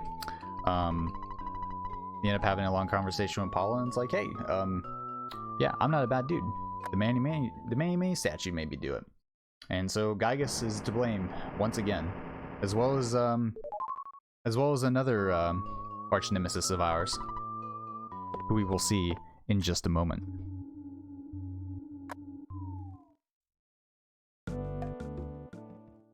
As we're about to take the helicopter, Seems like someone has entered it and stolen it right from our hands before we end up going through and taking it to the other side of the sea. So it's Pokey. So Pokey used Monotoli to use Monotoli and his money and his power to effectively get his helicopter and get resources to just get across the ocean. So he's going to be doing that first, and it seems like he's going to be a step ahead of us, whatever we do. So Pokey is pretty much working for Giygas at this point. So the runway 5 here, they say, hey, I don't know where you're going, but we can take you back to 3 and stuff. So yeah, you want to do that? And the kids are like, sure, yeah, free rides. I like that. So we're running out of Monotoli Tower. And here's Apple Kid. Apple Kid talks about how he needs to go find Dr. Andonuts, and how that, like, Giygas is the enemy of humanity and whatever. He's starting to get in on the know about, oh hey, this guy's not cool. Nobody likes him, and he's trying to destroy all of humanity. So that's not good. So they're getting together and they're doing their thing, and going to become legendary. That's going to be very important for later. So we're going back downstairs, and then we're going to get on the runway 5 bus. 3 isn't, or we can't teleport right now. The menu is locked, or the teleport menu is locked out whenever we go outside, and so you just have to ride the bus.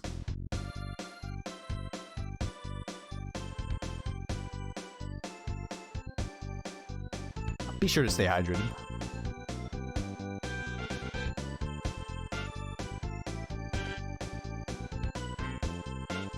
And this is another input break, so just another chance for donations and just a little bit of stretching time. Get up, walk around, stretch your legs, all that good stuff.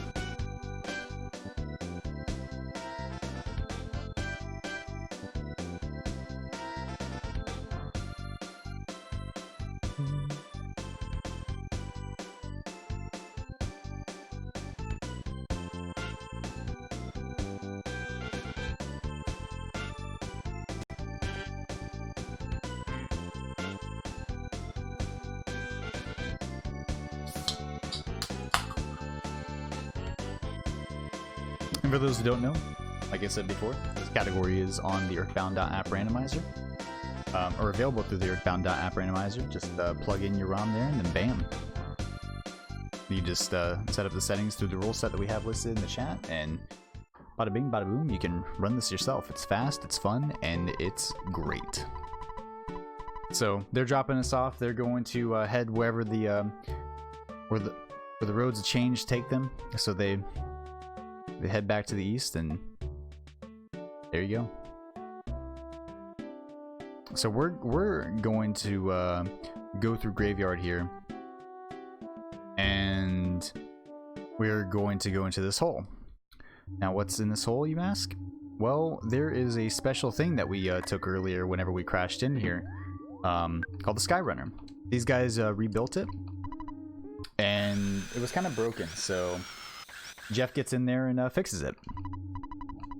And so it's going to take us back to Winters and get us to where we need to go. And this is yet another input break, so sit back, relax, have something to drink, and I'll be right back.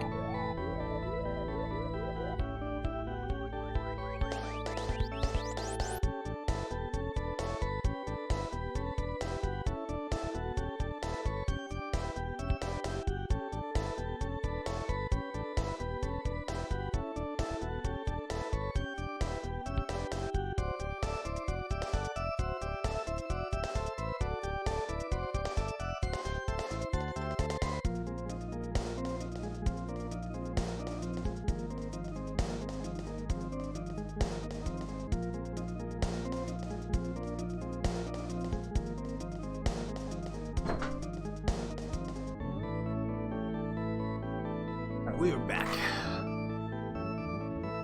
RBIT is a run button instant text.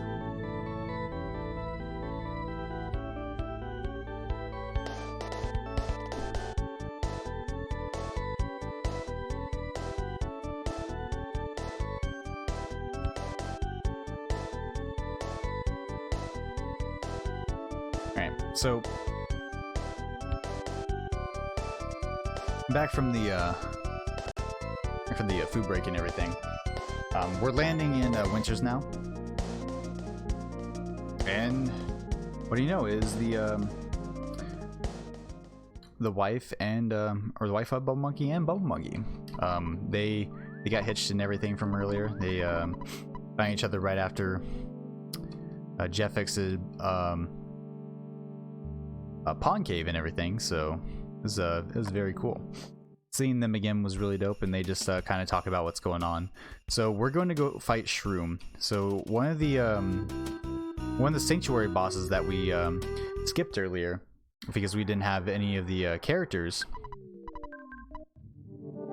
We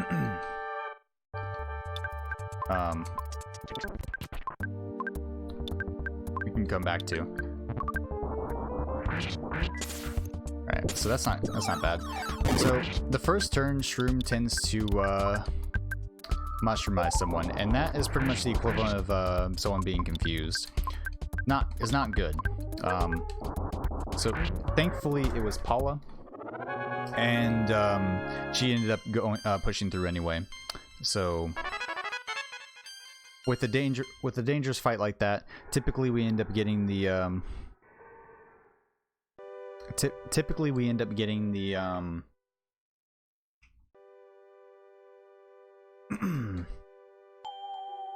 the teddy bear, but since we used it already, we're not gonna bring it here. So it makes the fight a little bit more dangerous, but it's not too bad. It's gonna move some items around. Oh, I guess I didn't need to do that. That's fine. So Draco. For those coming in and everything, this is a recording for the GDQ submission and everything, so I will be paying attention less to chat and more to the commentary. So we just got our third medley, or third part of the melody, which is again going to be super important at the end of the game, towards the story and progression and everything. From the Rainy Circle. Teleporting can be used to get away from enemy spawns also. You saw that I used that just a second ago as well, where I can go into the menu, stop everything that's going on, and then just teleport away. And that allows me to prevent encounters from happening and just many different things. So it's very useful when in a pinch. So very good stuff there. So now Dr. Andonuts has reprogrammed the Skyrunner, and now we're able to go to a different location called Summers. This is the first time that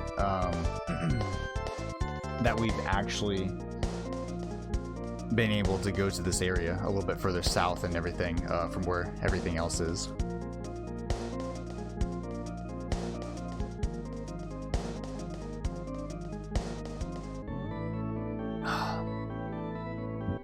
So most importantly, stay hydrated. So now we're crashing to the ground, Skyrunner's in pieces, and we're gonna step on the beach. So running through, we're gonna get on the boardwalk here. Oh, I didn't even see him. That's it's crazy.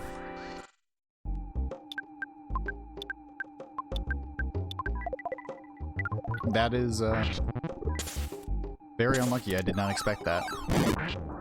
There we go. I've never actually fought him before. So yeah, sometimes those guys can appear out of nowhere. They're either behind like random spots or whatever, so just always be cognizant of that. And now we get to name our character, which in this case I'm going to name him A. But he can be named pretty much anything you want. And the character is very important. Your name is very important.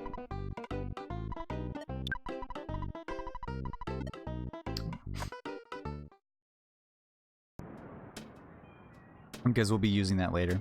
So I went to go and get the Stoic Club's number from the hipster over there in his house, and then I went and called them. Since it's an invite only club, and we're trying to get into this club. We actually did that, and so there is an individual here that sells magic cake. She's very important because we really need some of that cake, and it causes you to go into a dreamlike state and envision the next character that is going to join your party. This character is very important. It is the last one that is to join us, and he does a lot of great things for our party at the end of the game.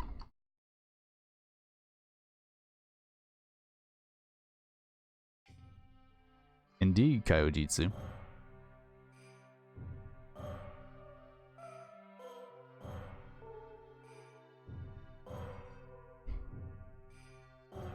So here's Dalam. This is a location in the Far East, a different country. And this is where the last member of our party presides. He's the crown prince of Dalam, the one to succeed. A former king and everything. And he is Red from Pokemon. Please, this is Pooh, or Red from Pokemon Crystal. Actually, I think it's Pokemon Red, Blue, Yellow. I think this is the version. So, we're gonna be a Pokemon master, but essentially, we're going to go through and take a test. The sprite isn't entirely converted, but we are going to go and meditate and essentially face ourselves and learn the arts of the ancient ones. And so this is a pretty disturbing part. So a lot of crazy things happen in terms of text. You probably won't see much of it, but if you are faint of heart, then I recommend you look away from the screen. But essentially, he does all this stuff, and that's part of the test that we end up taking here. And with that test, we said yes to everything. We passed, so we are ready to help our gang over in Summers and face eternity itself by destroying Giygas, which we will do here in a little while.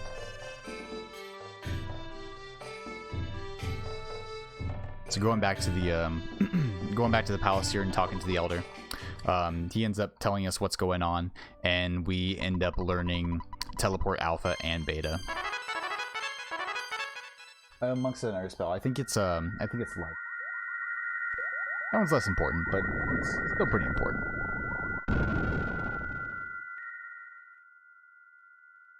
So Red has joined our party. He is the Pokemon Master that we need to help us defeat Giygas. So let us do the thing.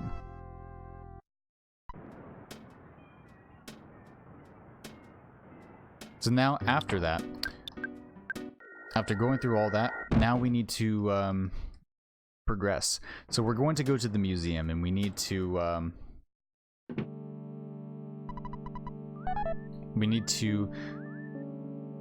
pretty much get clues for how to progress in the next area. And so there's this guy with this hidden exhibit in the back, and we weren't able to get back there unless we had Pooh.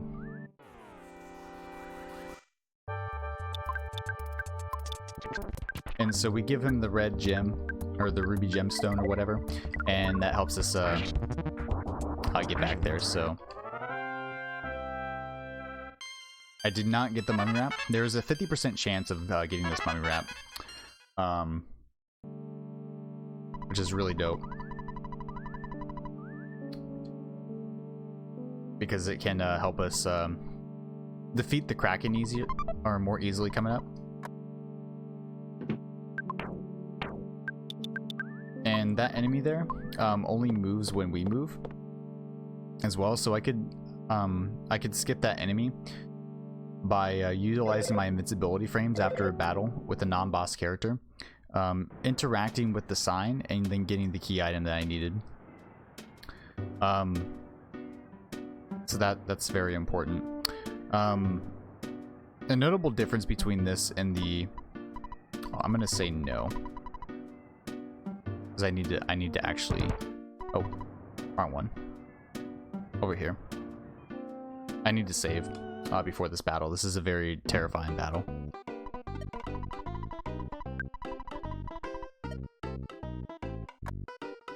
So I saved there. I meant to do that earlier.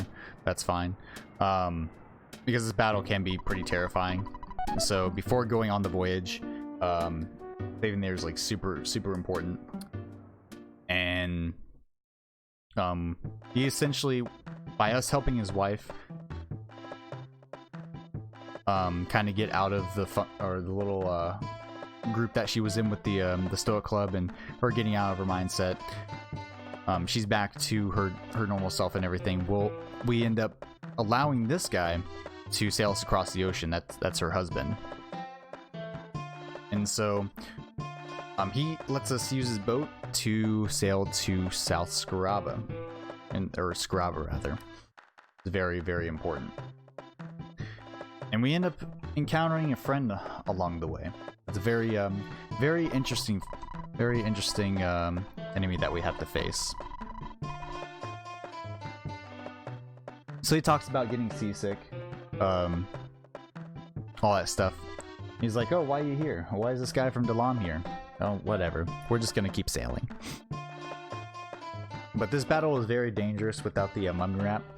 Like I said, the mummy wrap has it's a 50% chance drop, and if it ends up hitting, whenever we utilize it, I believe it does 234 damage each time, and it solidifies 100% of the time that it hits. So now, I'm going to use some items to deal a lot of damage and hopefully defeat this guy in one turn. So breathing fire is bad. That's fine. Alright, we're good. That was a very bad start, but since we were able to scroll the text fast and do a lot of damage, we ended up defeating Kraken like just pretty much fairly quickly. So we're pretty good.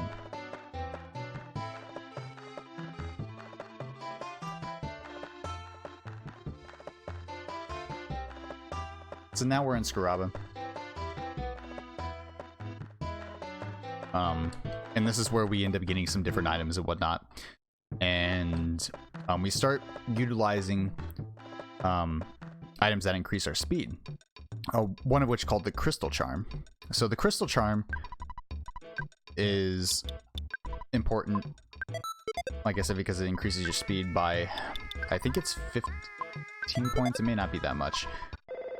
Oh, there's the dad call. And so this allows you to have a better chance of running away from enemies and things like that. Has a potential to get more hits off with the multi-bottle rocket, things of the sort.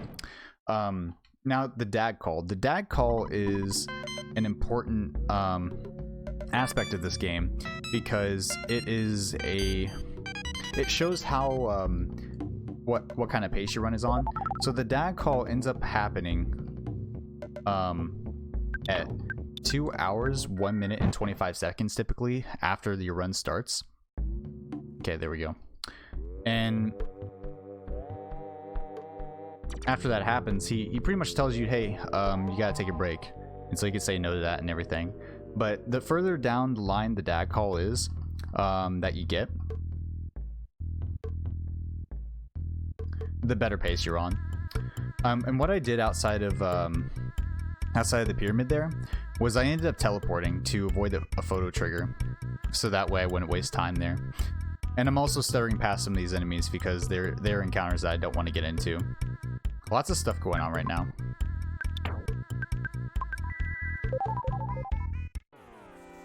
Good green swirl. I want to take greens if possible if I have an encounter that I can't run past or get away from. So that's really good. Pyramid is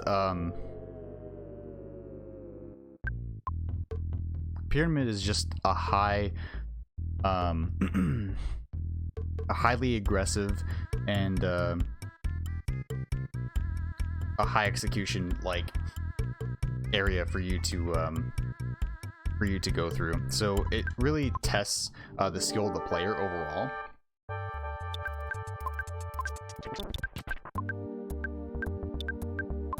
Going through this area, there's some RNG and everything in regards to this, but for the most part, besides the spawns, there's just a lot that you can control with stutter stepping, despawning, many different things.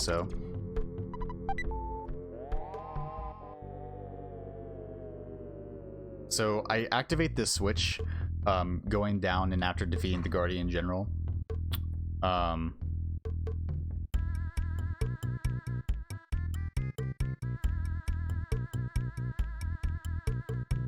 It opens this hole in the floor at the very top, which allows us to pretty much get through the rest of the area. So I'm going to try to run away from this enemy, because it's probably faster to run away than it is to like defeat them at this point. There we go. I'm going back up. The exit's at the top, so that's where I'm going to take it. And again, I'm going to stutter, utilizing my my permanent skip sandwich ability. It's very, very useful in this circumstance.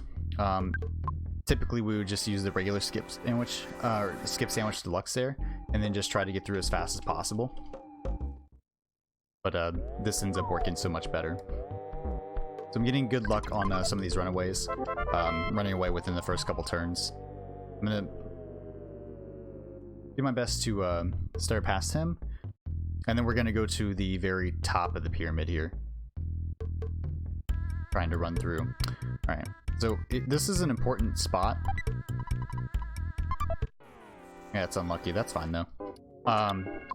Because I don't want to run through there if possible. If I do, my pixel doesn't touch the bottom properly. And I'll end up falling down the hole without getting that item. That item sells for almost $5,000 and is very important getting through the rest of the game. I utilize that for deep darkness.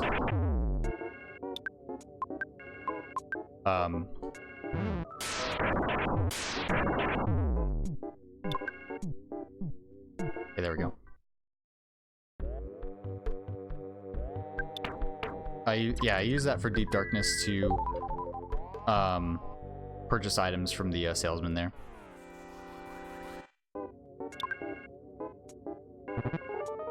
And that's a big part of the money route.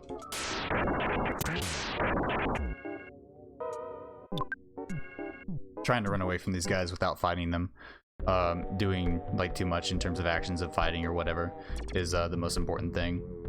Because I could typically run away like faster than I can defeat these guys in battle. Not a terrible pyramid, not the best one, but we got through without too many issues. So this is coming up as one of the hardest areas in the mid game. It's called Dungeon Man.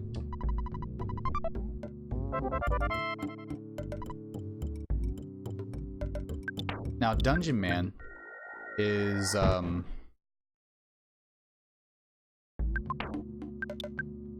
gonna give this to Paula, and then the hieroglyph copy as well. Dungeon Man is an entity that is a dungeon.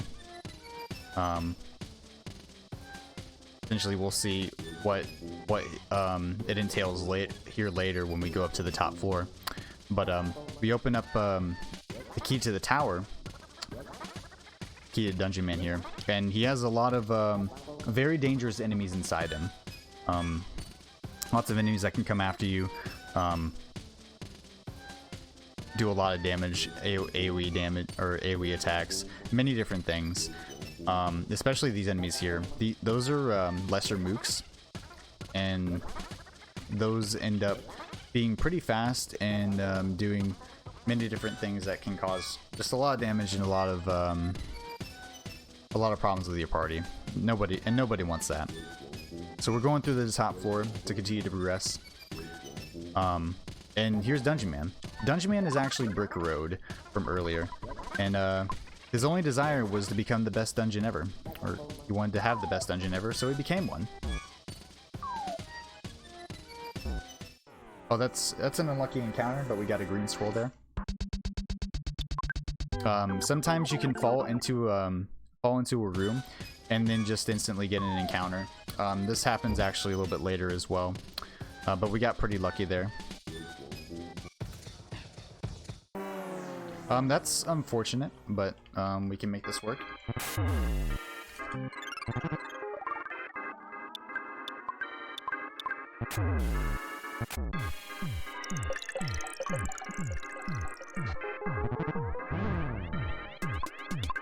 Should be able to run away here. Yep, easy. So encounters like that, like I mentioned before, they can appear as soon as you walk outside, and they spawn on top of you almost. So nobody wants to deal with that, of course. But there's always a chance that we can get through without issues. So oh, that's very unfortunate.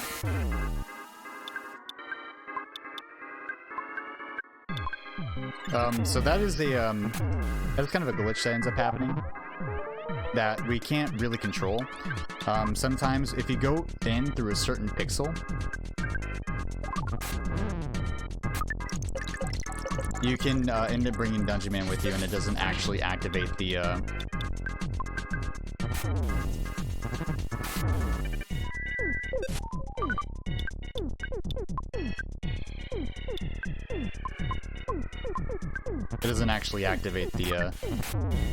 hold on.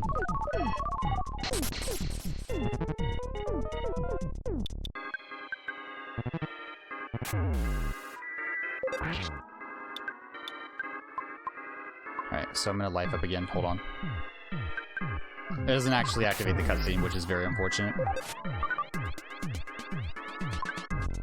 Okay. Give me a second. I'm gonna wait for this to scroll up. The HP to scroll up here. That way I can take this safely. I'm gonna wait for 200 and then I'll try to run away.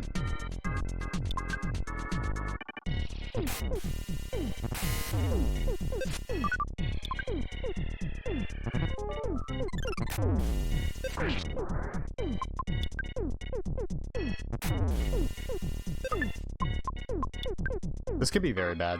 Alright, there we go. We got it. That's very lucky. So I don't know what ended up happening here. I'm honestly not sure. So Dungeon Man is yeah. I'm gonna revive Paula there just in case. Let's see if I can get back in. So if you bring him down there, I guess you can end up doing that and bringing him back in pretty easily. That's a very odd, a very weird situation, but typically that doesn't end up happening. Just very surprised. A good way to circumvent that would be to save, but at the same time, since we have the run button, it's a lot less of an issue, especially if we still had Dungeon Man there. So, sometimes that can happen, and we just kind of have to roll with the punches and push through it. So here, after getting through that entire area, we go talk to the native down there. He says that Deep Darkness is a big swamp, and it's very difficult for us to navigate and get through, so it's hard to move through. So what we're gonna do is we're gonna cross the the sea using a submarine that we're gonna get up here, and then and then from there we'll be going to Deep Darkness to continue with progressing through the story. So that was a shame. Pretty decent sized time loss, but that is something that can happen, and something that we pretty much prepare for in terms of safety saves and things like that. So going through, we go back up to the top, and then we're just going to go heal close to the end here. We go back to the top, and then we drop back down into this little side area. It's unfortunate.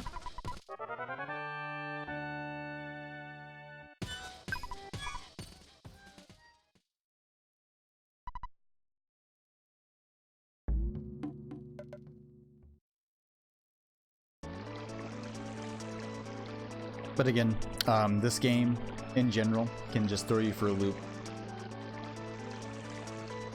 and anything can happen. So that's why we typically safety save and do things like that for things like, you know, GDQ, for example. And so now we're sailing across the ocean now that the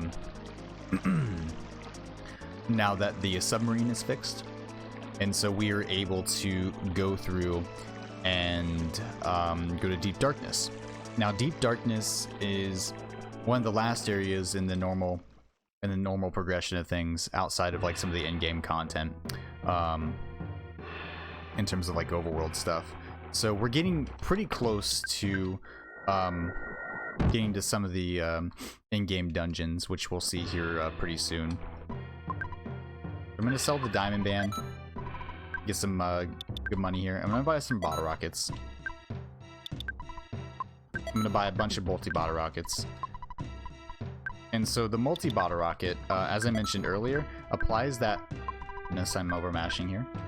Applies that formula that I mentioned before 20 different times, capping out at 3,000 damage possibly. So Jeff is the hardest hitting character in the game, if set up properly. So we have the Crystal Charm now, which is fine and dandy, but as time goes on with some of these enemies, we end up coming into or encountering a problem. And the problem is that these enemies get really fast, like so much faster than Jeff that it becomes incredibly and increasingly difficult to hit them with some of these weapons. So the solution to that is something called the Rabbit's Foot, which we will come across later. That's unfortunate. We'll be able to run away from this though.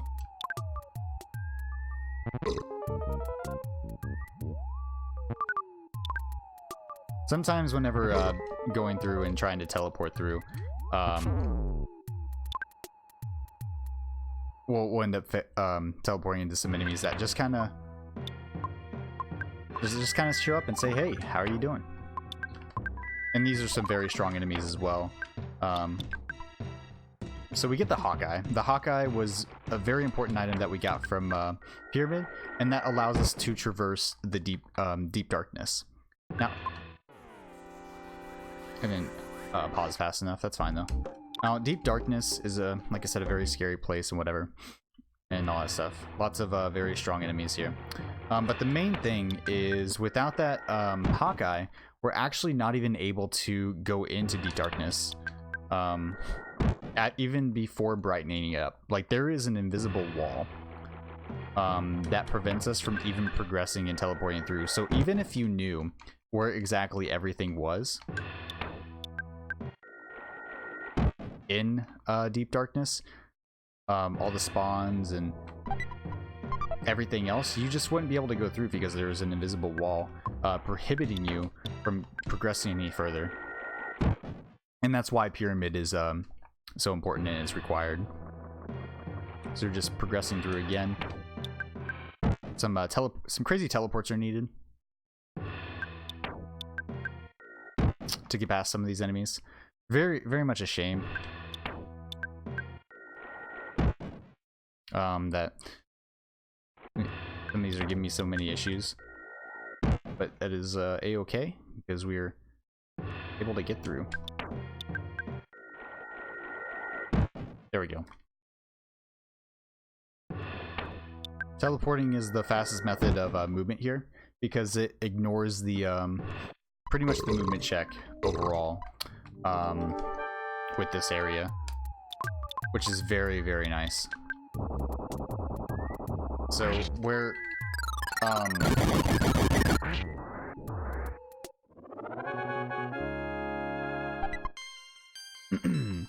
where us walking through the muck and everything like that is not really, like, you know, fast.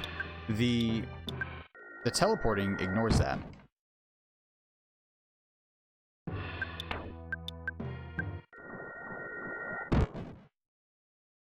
Yeah, there is also the risk when teleporting that you can actually teleport out. You have to stop your teleport before you finish it, or else you will teleport to your destination, and you do not want to do that. Teleporting to your destination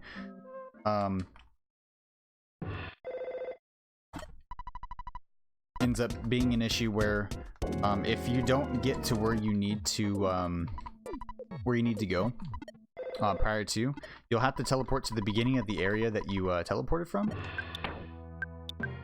and go back through the whole area. I'm probably not going to be able to teleport Alpha through this, at least not on one I'm on right now. So you can teleport Alpha out of there. Teleport Beta is the safe one to use.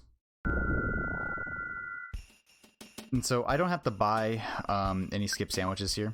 I'm pretty much good to go on all my healing and everything else, or not my healing, but pretty much all my items. So since I have the run button, the idea of a skip sandwich becomes kind of useless. That's unfortunate. I probably should have. All right, this is an easy one. I probably should have teleported off to the side. There are a lot of dangerous potential enemies there, including a mook, which mooks can do strong AoE attacks, diamondize you, and just cause a lot of problems for your party. And we are back with Tessie. Tessie is a very important creature in this game because she brings us to the other side of Winters. If you haven't noticed, we actually can't teleport to the other side of Winters, so we have to teleport to the beginning. So enjoy Tessie. I shall be right back.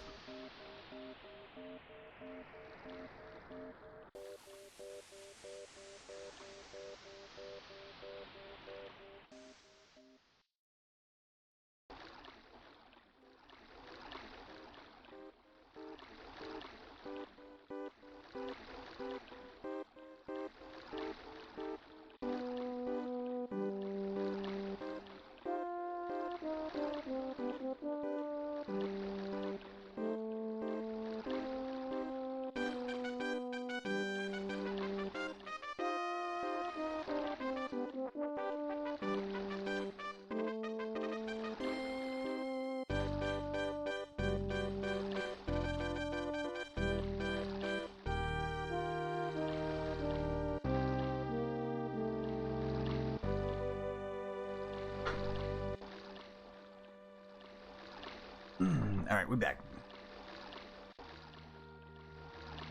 So, Tessie brings us to the other side, and we're pushing on through and everything, just doing the thing. So, right now, we're trying to go to Starman Base. Now, Starman Base is where our characters are. Our support characters ended up getting kidnapped and sent to, and so we're going to rescue them. That was demonstrated in the call that we just got earlier.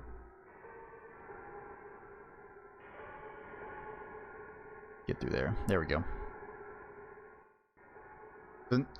If you notice, going back through this cave after defeating Shroom and being later in the game, the enemies have changed. Sometimes that can happen with the overall change of the environment or whatever. So even though these enemies run away from us, they're still pretty strong, and we don't want to encounter them if possible. We're doing our best to avoid them. The statistics of the cavemen also changed as well, where the cavemen were previously not as fast as they were, but now they're some of the fastest enemies of the game, so we actually have to defeat them before doing anything else with them. So now we have all the characters back in the party. We're going through and we're about to take on Starman Base. Starman Base is pretty scary in normal glitchless, but here it shouldn't be too bad. I have pretty much an infinite run button, so I'm going to use the eraser that I just got to erase this single eraser here and just go through this base.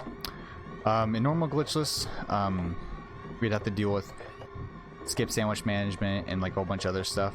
There are a lot of high-level enemies here that you're not prepared to deal with normally, so we typically just run away from these enemies since it does save time. Green swirls are welcome as well, but we would rather not have any encounters. Thank you all for the hosts and everything. I appreciate it, and all the support and whatnot.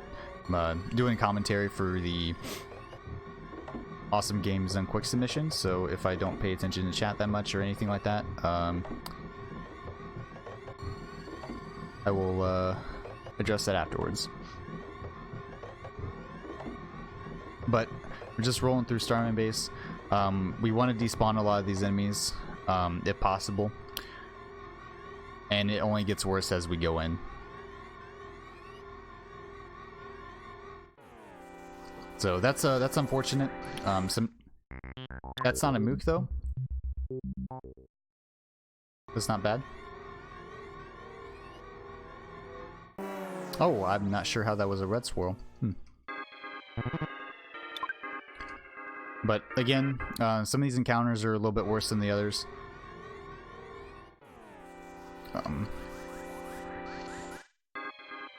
Green swirls are what we want to take the most.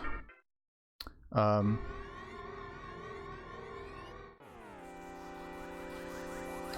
actually very surprised some of these are green. But running into these and getting the greens are pretty easy with the run button. But overall, taking any encounter, you have to kind of go in with a plan or set a strategy or whatever, and do your best to either run away or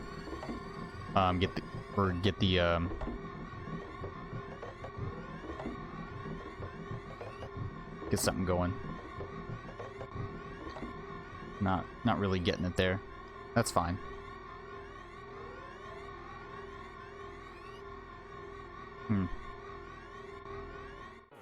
It's kind of a shame. It's pretty difficult to get through there without any issues, but this ended up being not bad because of the robot encounter. The robots are fast, but they're not as dangerous as the mooks. The mooks have those AoE attacks, and the bots can only heal and attack individual characters at a time.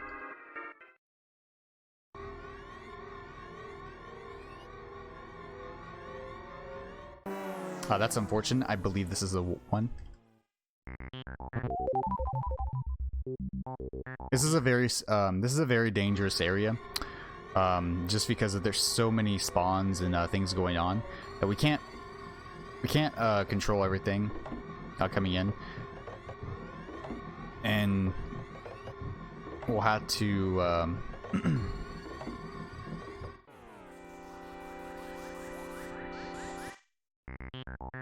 we'll pretty much like have to take encounters as we can, but also despawn where we can as well. There's just a lot going on, and that's where the decision making skills come in and everything like that.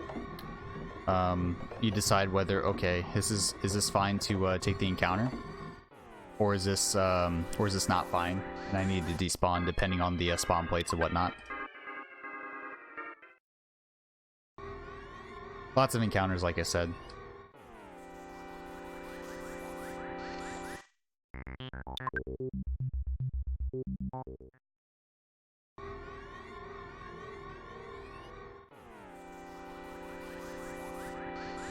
This bottom area, after the very populated room that was the one prior to this one, has a lot more Starman and overall robots.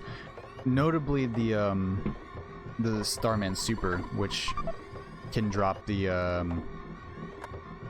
Sword of Kings, as a lot of people have probably grinded or whatever to try to get it and everything. And the Starman stopped spawning after defeating the Starman Deluxe, which we're going to fight now. We see all the characters here going through the rest of the base, and here's the leader of the base. So we're just gonna use a multi-bottle rocket on him. That Starstorm is very unfortunate. It usually doesn't happen, and Jeff goes first, so hopefully we can get a good roll here. There we go.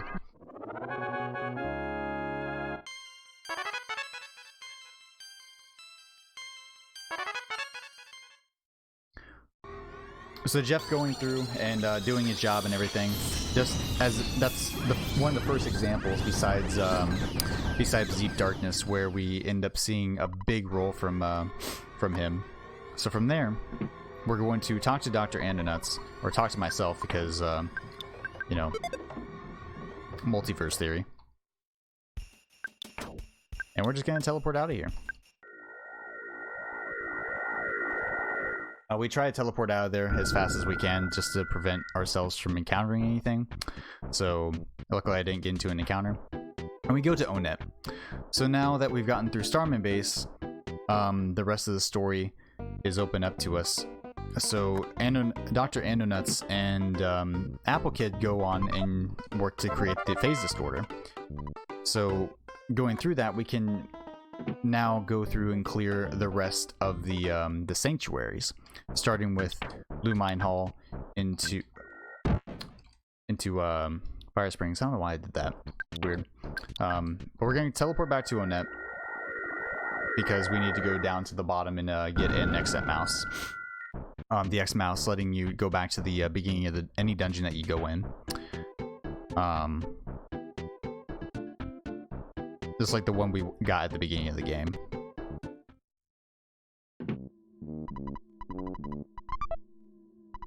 And this is pretty much the Sanctuary Rush that we save for the end of the game. Pretty much known as the Sanctuary Cleanup. And this allows us to bundle everything up that we didn't do earlier and just clear it all at once. Some of the early content that we didn't go through and clear, we're going to do that right now. And that early content is going to be so much easier now that we have the multi-bottle rockets and other stuff to just make it that much easier to just go through.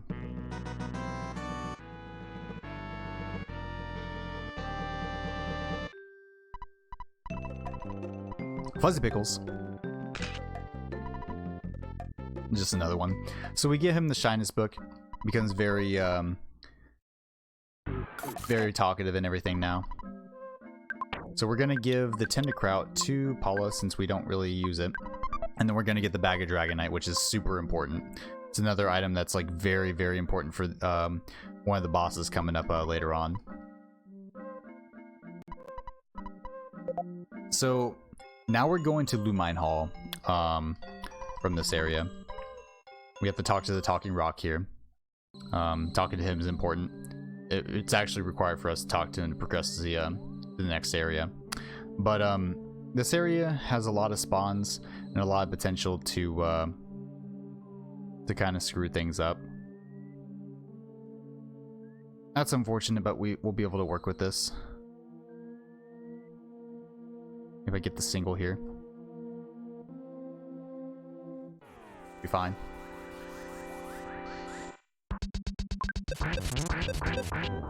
There we go.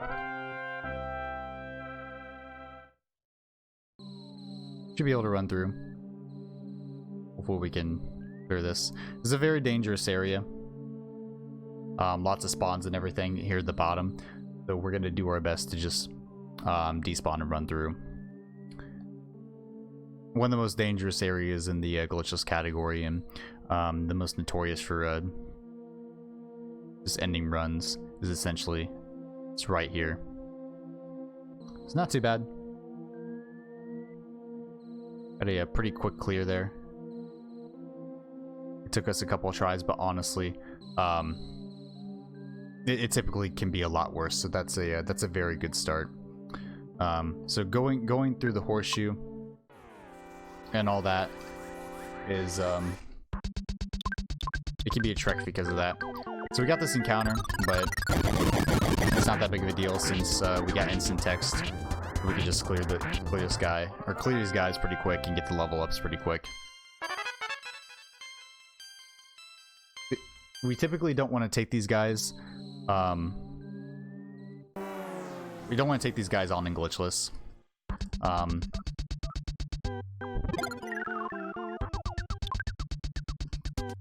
Just because of how much time they waste in terms of the XP. So I got the rabbit's foot. The rabbit's foot doesn't increase the luck skill or the luck stat. Surprisingly, it actually increases your speed by a lot, and so we give that to Jeff. And the reason we give it to Jeff is because of what I mentioned earlier, with the multi-bottle rocket. It's very, very important because that lets him deal a lot of damage.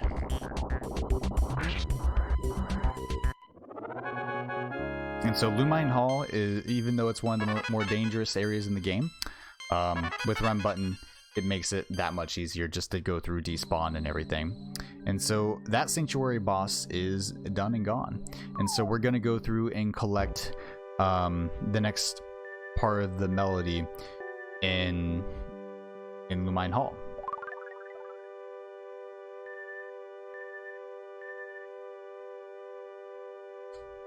So we have several other sanctuaries to go through. Fire Springs, Magnet Hill, Pink Cloud, and the Milky Well.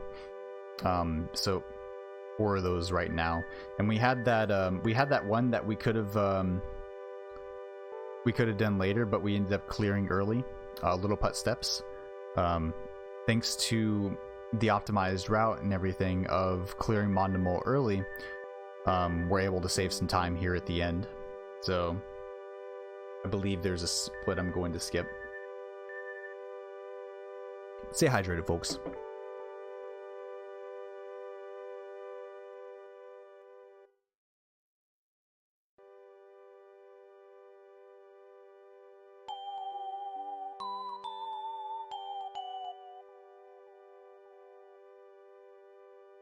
So this area is one of the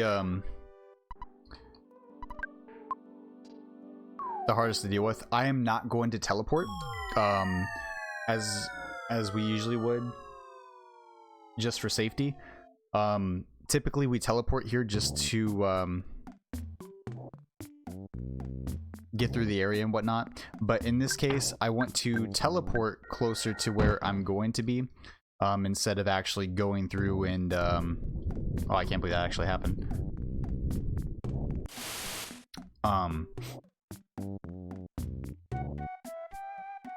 Instead of teleporting there, because there's a possibility I can get an instant hard lock upon teleporting in. So there's a problem with the sprites in Deep Darkness. They're very large and they can clump together. And what ends up happening is you can teleport in and have sprites loaded in.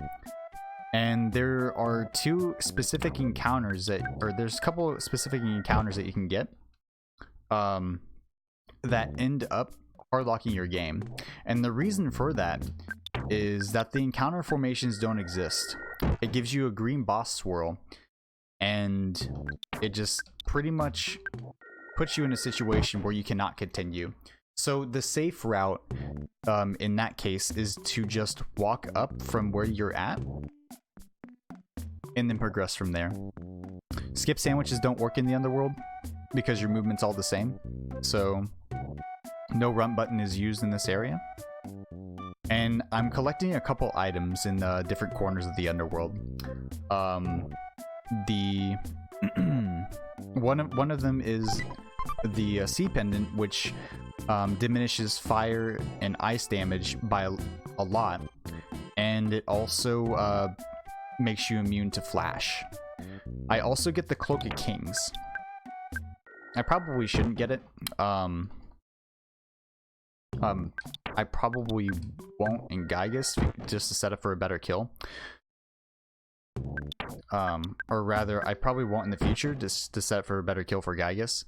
But overall, it's really not needed at this point. But I grab it anyway, just for safety. And it increases poo speed by a massive amount. But essentially makes him the fastest character in the party, and it improves your chances to run away. So I'm going to equip Paulo with the Sea Pendant, and then the Cloaky Kings on Pooh. So I'm going to wait here for just a moment, and then I'm going to go through here. I wanted to wait for a despawn here with these enemies down at the bottom. And this is a very good start. These enemies are incredibly dangerous, so I really don't want to mess with them if possible. The psychos and the major psychos, they can essentially do a lot of crazy things to your party, and have very strong AoE attacks, so I don't want to take chances with them. But if anything, I always want to go for the green swirl if I can see it. Getting away from these first try is very good. Safety strats, I would use hypnosis or whatever depending on the situation, but since I'm so fast and instant text run button is on, I can get away from these encounters pretty quickly.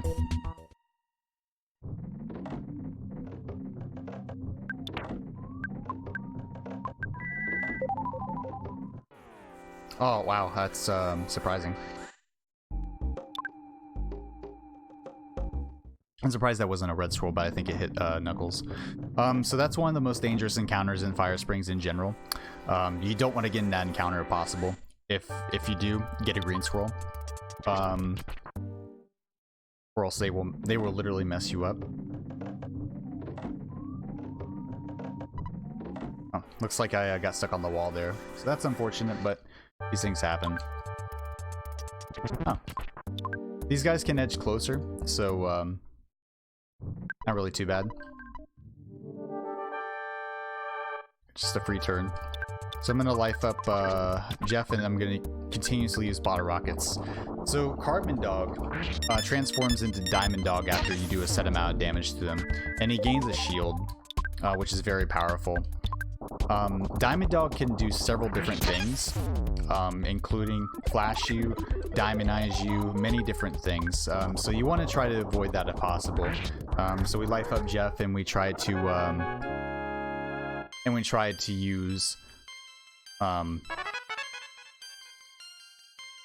healing items and abilities where possible.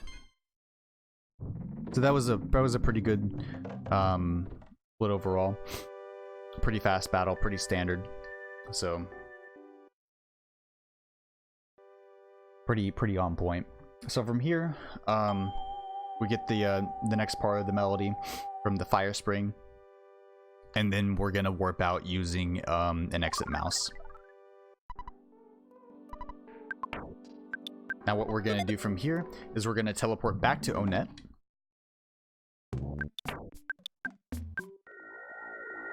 Nice. Alphas are much easier to get in the underworld, and they save quite a bit of time. So doing an alpha there doesn't really cost much, but it also looks good. It looks really cool, and it saves quite a bit of time. So we're gonna get the exit mouse here to get out of the sewers whenever we exit from there, and then we're gonna go to Foreside. Now Foreside is is another place that we're kind of returning to. So this is kind of like the Sanctuary recap, time, where we end up going through some of them that we were going to go through earlier, but we just do it now for the sake of it being so much easier, where enemies typically end up running away from us, or we could just defeat them in one hit. So from there, we talked to him. He's pretty much guarding the hole there. He wants an autograph from Venus, so we're going to get it for him. We're just going to go out here, and we're going to go back to the Tapala Theater. Go through this little side entrance.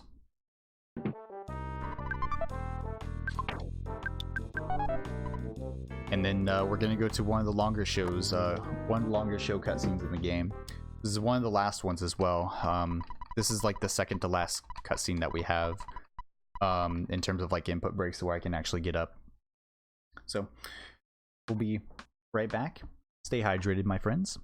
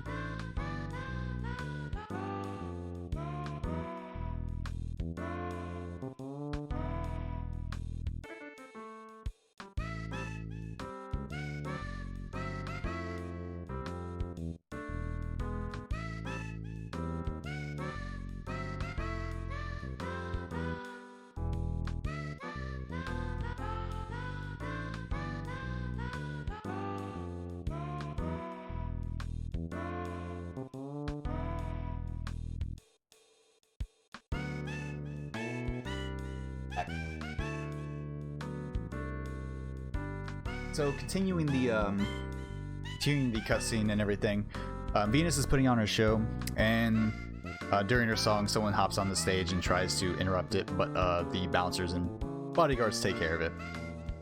Not really anybody noticing. Pretty cool stuff.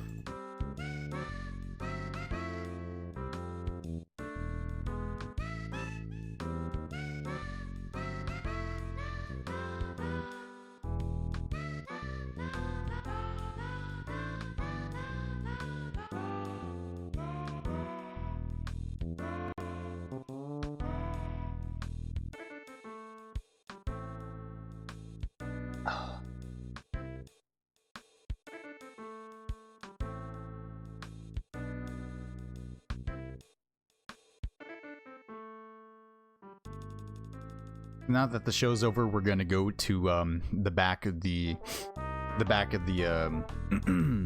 theater, and we're gonna go talk to her and get her autograph, so that way we can progress into the next area.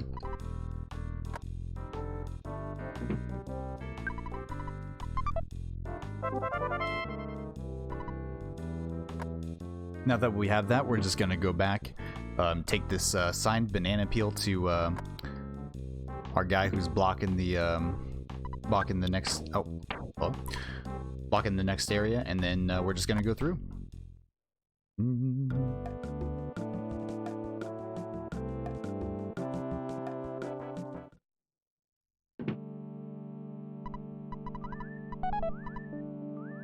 Well, that's a little bit faster than the other way. So just go in, pay the entrance fee, and then we're just gonna talk to our guy here, or rather, we're gonna hand him the item. Some people actually require the items to be handed to them instead of like you actually talking to them and them taking it. That's a good example of that. Lots of spawns there. I want to try to avoid that if possible. Looks like we got a good one there. So 1 despawn, that's not bad. We're just gonna roll through the sewers here. Lots of spawns could end up happening. It really just depends. You get bad RNG. Sometimes it happens. So we try to despawn the best we can, and then sometimes we have to take the encounter if it's too close, or if there's a pincer or something like that. So not too bad so far.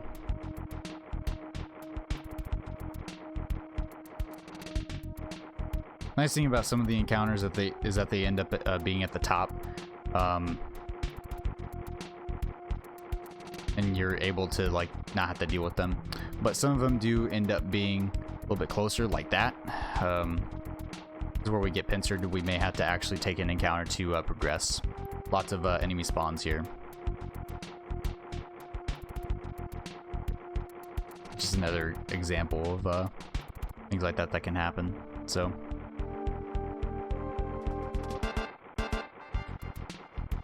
But not too terrible.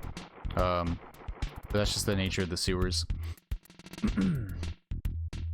Even with the skip sandwich, you end up moving quite a bit slower, trying to navigate through the slush in the sewers and whatnot. It's kind of similar with Deep Darkness. So we're just gonna tap through here. Let's do the thing.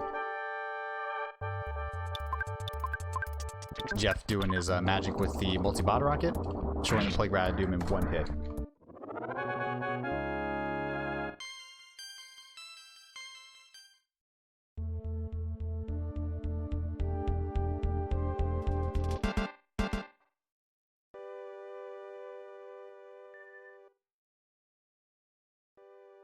So there's the Mondomol split coming back up. Mondomol was the enemy, like I said, the boss that we fought earlier, so we don't have to worry about it.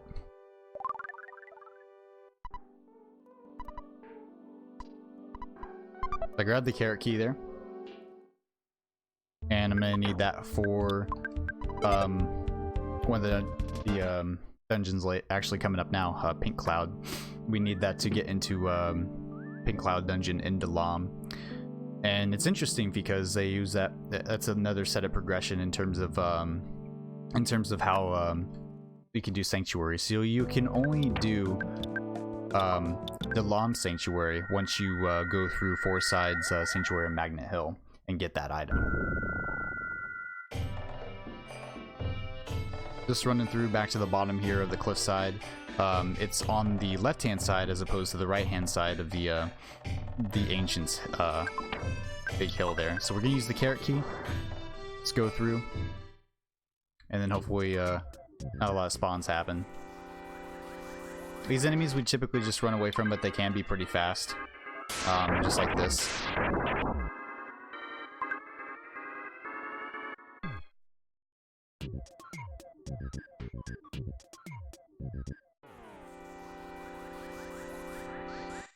So we're going up this area here, and then just we're going to be progressing through and trying to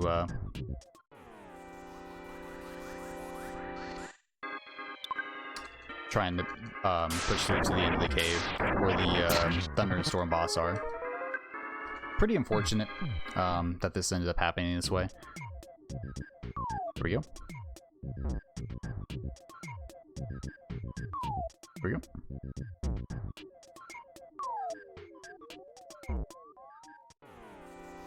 No green there, but I should be able to run away from this battle pretty quick. This is a less dangerous battle. Thankfully, we don't have the Electro Spirit here. We could just get through pretty quick. I'm gonna life up Jeff here just to be safe. That way I don't end up dying prior to fighting the boss. I'm gonna defend. Use Freeze Beta with Paula, just in case Jeff doesn't one-shot this enemy. And we did. Cool. Sometimes that'll happen where we can't one-shot the enemy. Because we get a pretty low roll. And that can happen. It's unfortunate, but it does end up happening. We're gonna skip that split there. Don't have to worry about that.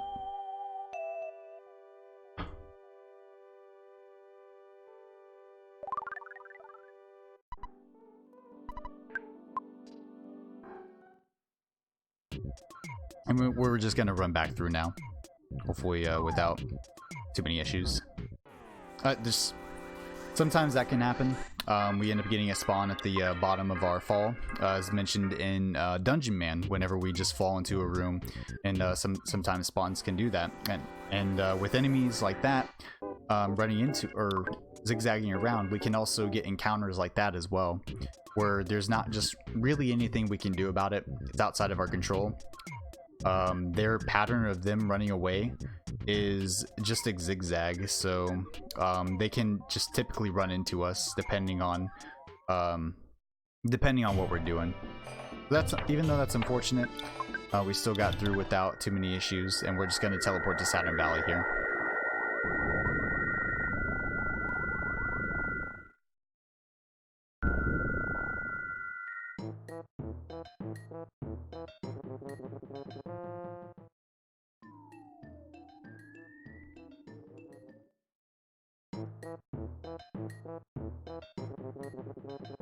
Now we're going up through to the cave that we didn't go through before, and this is going to be Milky Well. Pretty sketchy area. Seems like that we got a good so far. We'll have to see though.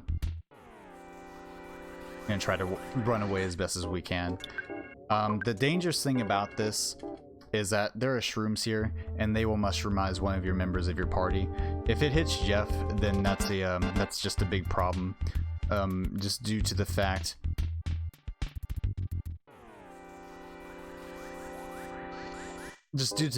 that it gives Jeff a 50% chance to hit anybody in the party, and it's just not good. Nobody wants to deal with that. A little bit of time loss here. Just a lot of different things that can happen.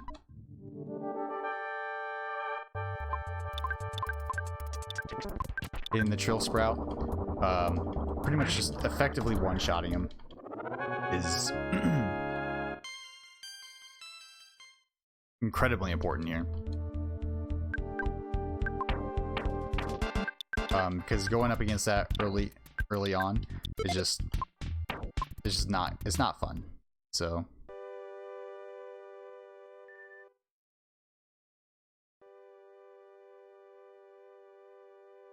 now we got the we're getting the last part of the melody, and we're going to warp into Magicant to pretty much get to unlock our inner potential and powers.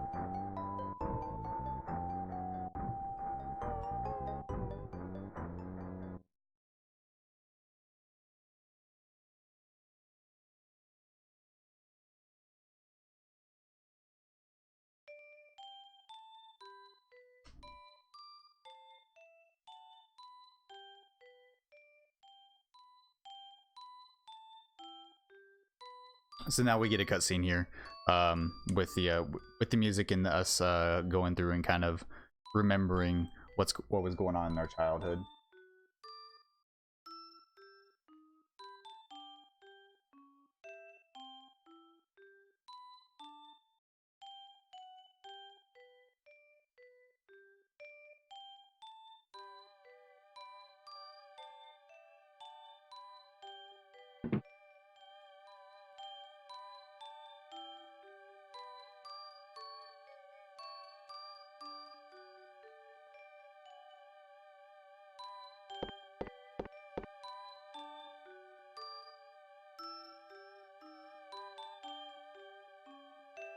To find it. It's in one of the buildings or whatever.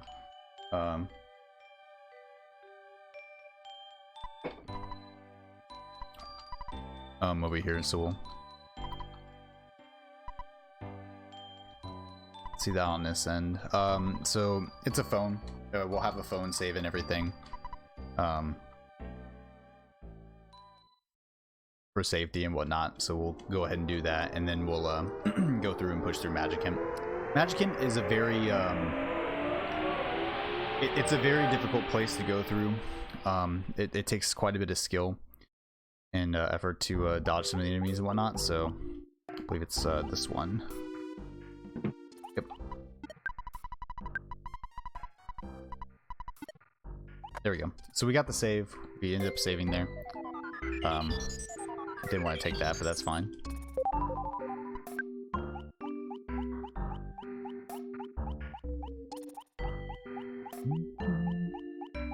Just running through the town. We don't really need anything here. We pretty much have all the items that we need already. So now we're just going to go through and get the last of the items that we need. Which is the bag of Dragonite, which is very important. Without that, we won't be able to effectively fight Ness's Nightmare. So we're doing that, and then we're gonna grab the Magicant Bat, which is going to allow us to do quite a bit of damage outside of the normal damage that we do using our items and whatnot in this area.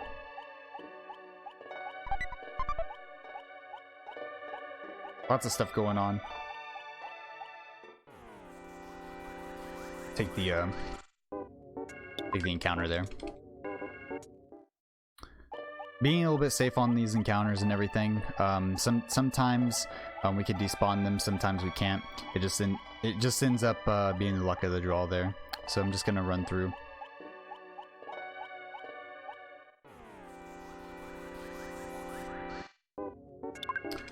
Carefree bombs are pretty fast. We don't want to get into these encounters. They're very dangerous.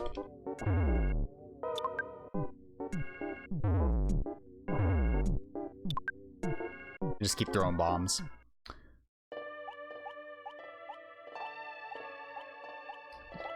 Run straight through.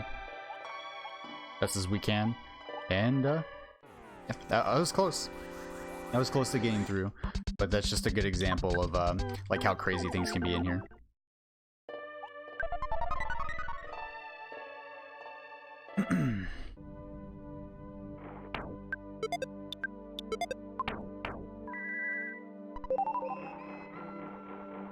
So now, going through here, I have to hope for a good spawn. This looks good. Essentially, what ends up happening is we're trying to get past these enemies without too many issues of them moving in our way or whatever.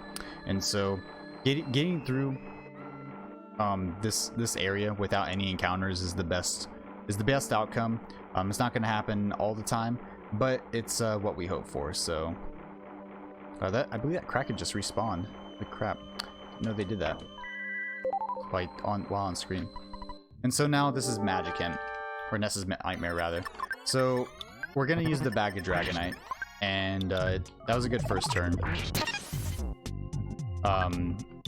He didn't heal, he didn't do anything like that, so we're looking pretty good so far. Very, very quick and very good. That fight can go a little bit wrong sometimes. It just really depends on the on what he does. He has many different things that he can do. He can start out with a Rockin' and just go into like a life up beta and then Rockin' Omega type of encounter from there. He just has specific things that he can do. And even though the and even though he did do like something like a shield beta, we still were able to get through quickly because of the rules of the Dragonite. So from here we ended up getting our true potential. We got a whole bunch of stat gains and level ups, and now we're going back to where we were before we went into the dream world.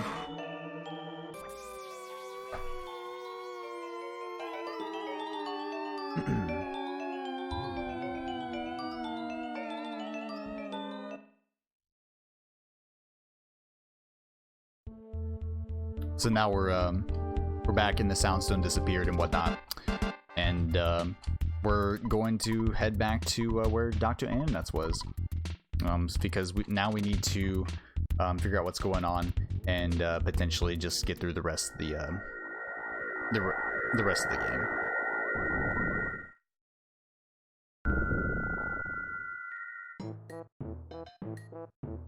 So the phase distorter is pretty much completed. We go in, we're gonna try to use it, but it doesn't quite work because we're missing an item to try to synthesize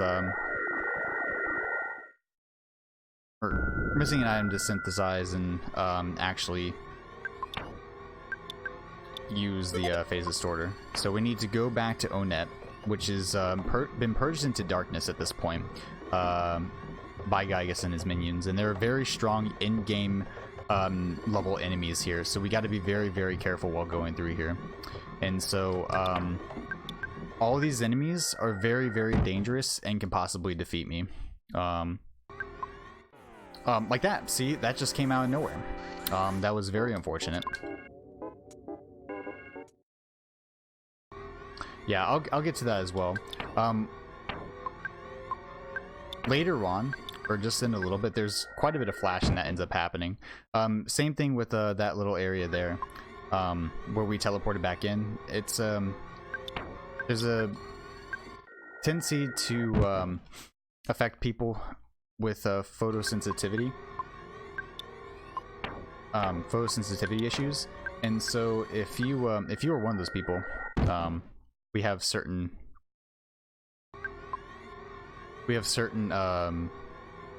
points that we're gonna point that out.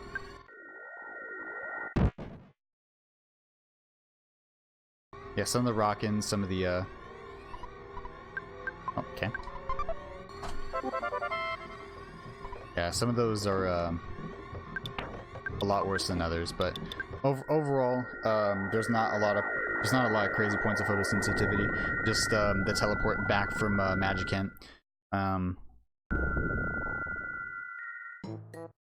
And that Mr. Saturn's blue.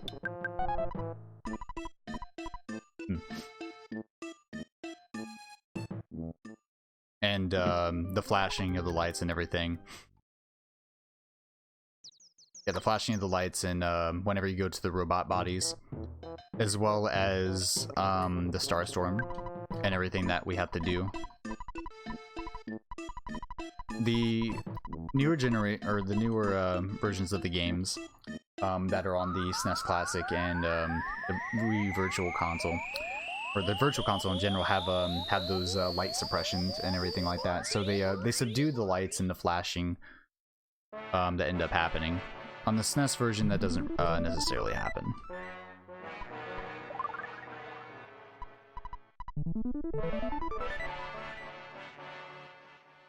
Gonna go through.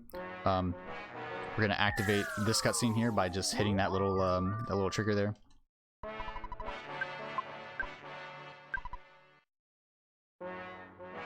And so just finishing up, we're gonna talk to Endernuts here, and we're all gonna get put into robots.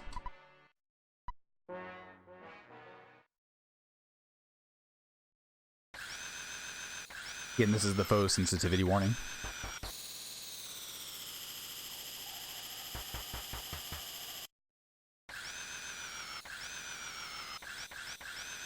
Stay hydrated, folks.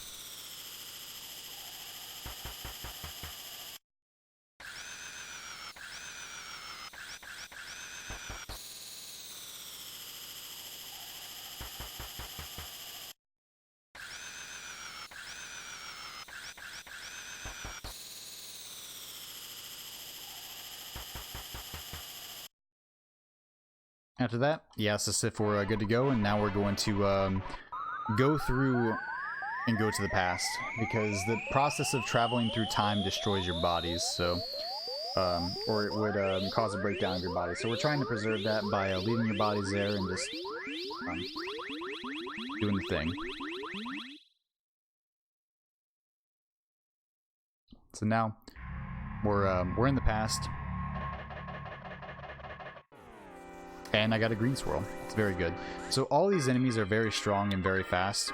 and they can do a lot of damage. So what I want to do is just try not to get into encounters that I can't run away from first turn. That's unfortunate. So that's an example of that. Things like that happen.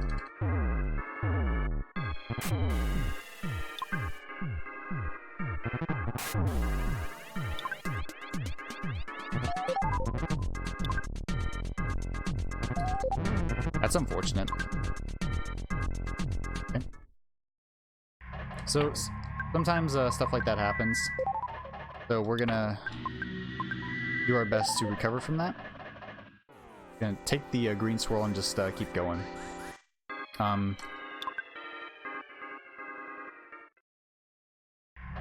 The main idea is to progress and heal where you can, because you're not gonna want to revive anybody until the end anyway, just because of the possibility of them being defeated, right, once again, and wasting side points. So just going through and doing the best we can there. Lots of Ghosts of Starmen. Not a fan of those enemies. Lots of enemies actually up here.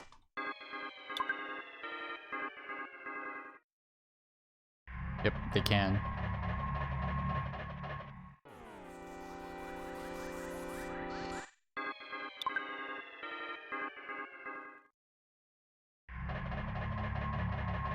Yeah, they can diamondized.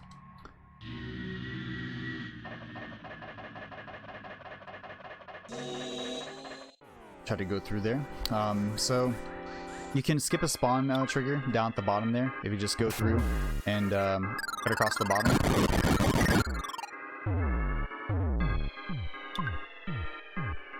Yeah. Again, you're gonna try to heal. This area is very dangerous, so we really don't want to take too many risks. So healing and trying to run away as fast as possible is like the best thing that we can do, especially since we want to try to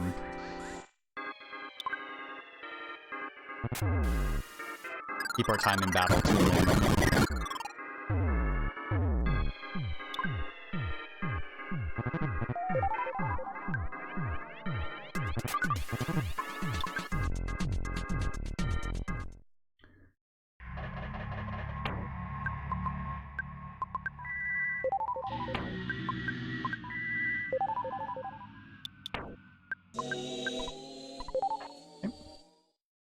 So now that we're through that last part, use a couple life noodles, and then we're just going to go through and get to the end.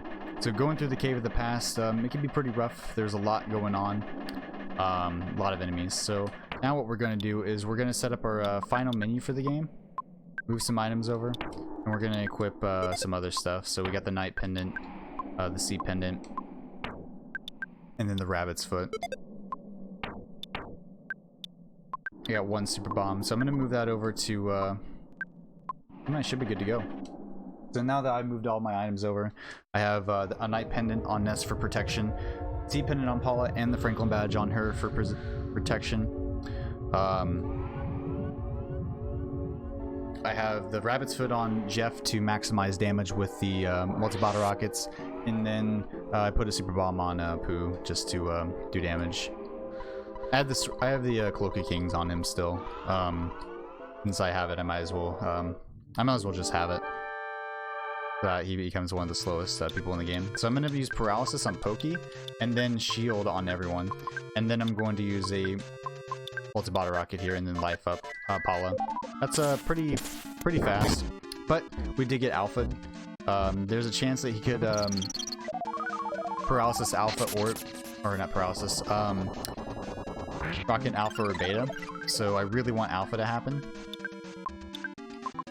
I'm going to use a super bomb here and use another super bomb on him, and then use the multi-bottle rocket and then another super bomb. So we're just gonna clear this guy pretty quick. Very good. So that was a very fast beginning. We didn't even get into the heavier part. So Ness took a lot of damage there, which is good. We want the kids to get hit pretty hard and not survive the upcoming parts. I believe I have another super bomb here, and then I have a super bomb here. That's unfortunate.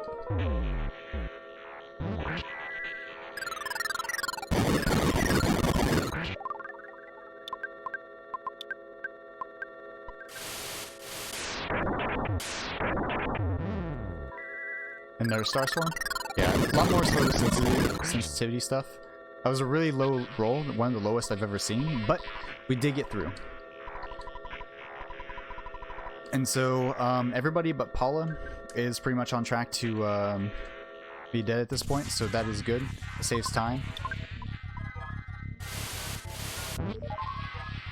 And so now we skip the prayers and everything as well, which is really good. So the prayer skips are pretty quick, so now we don't have to look at the cutscenes. This is the main difference in the what I was doing as well.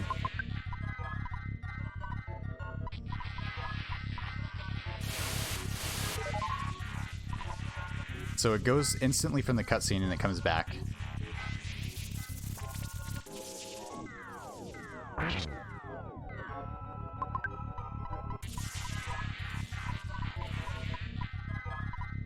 So these prayers and everything, they're essentially just letting us damage Giygas at this point.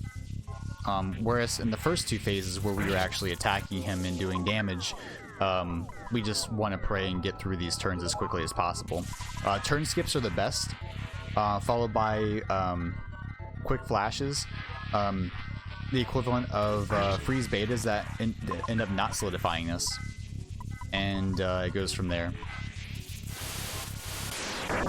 Those I don't want to see. Lightnings are pretty slow.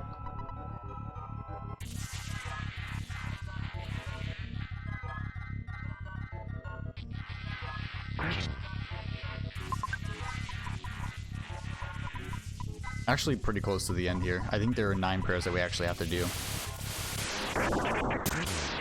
Another circumstance of the lightning hit us, which is not good, but we're getting there. We're getting pretty close to the end.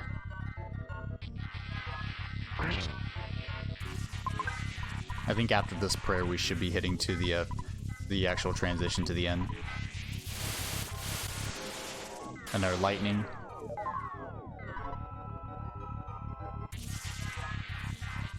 But it's actually impossible to defeat Giygas without praying here at the end.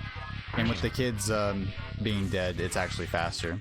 And so we got the final part here, where we get this transition, so we have 2 more prayers that we need to do. Alright, so that one went through pretty quick, and then we have this last one.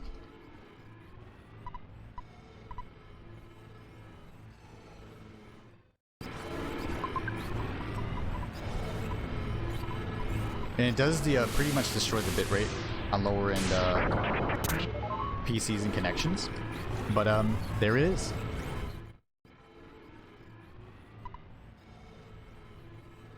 That is EarthBound Any Glichless Run Button Instant Text. Time is on the start of the final prayer against Giygas with Paula.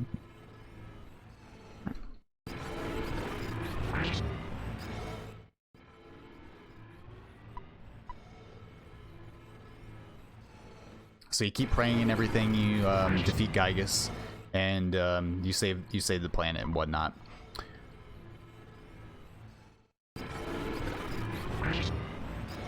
I'll let the bitrate go through, and then I'll make closing comments, and then we'll go from there.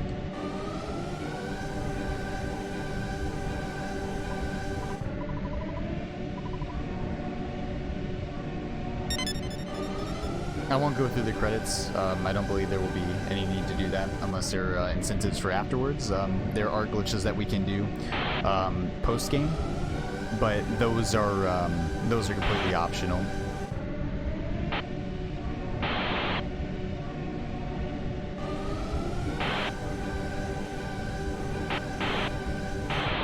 And this is a PB as well.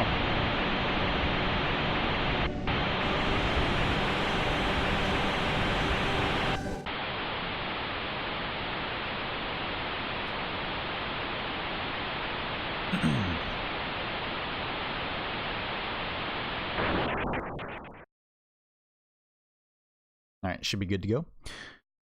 Just in case the bitrate is messed up on the YouTube video of the upload. Thank you for watching. This has been EarthBound Any Glichless run button instant text. Very, very, very crazy, awesome run, fast pace, and everything. And the war against Giygas is over. So, thank you for watching.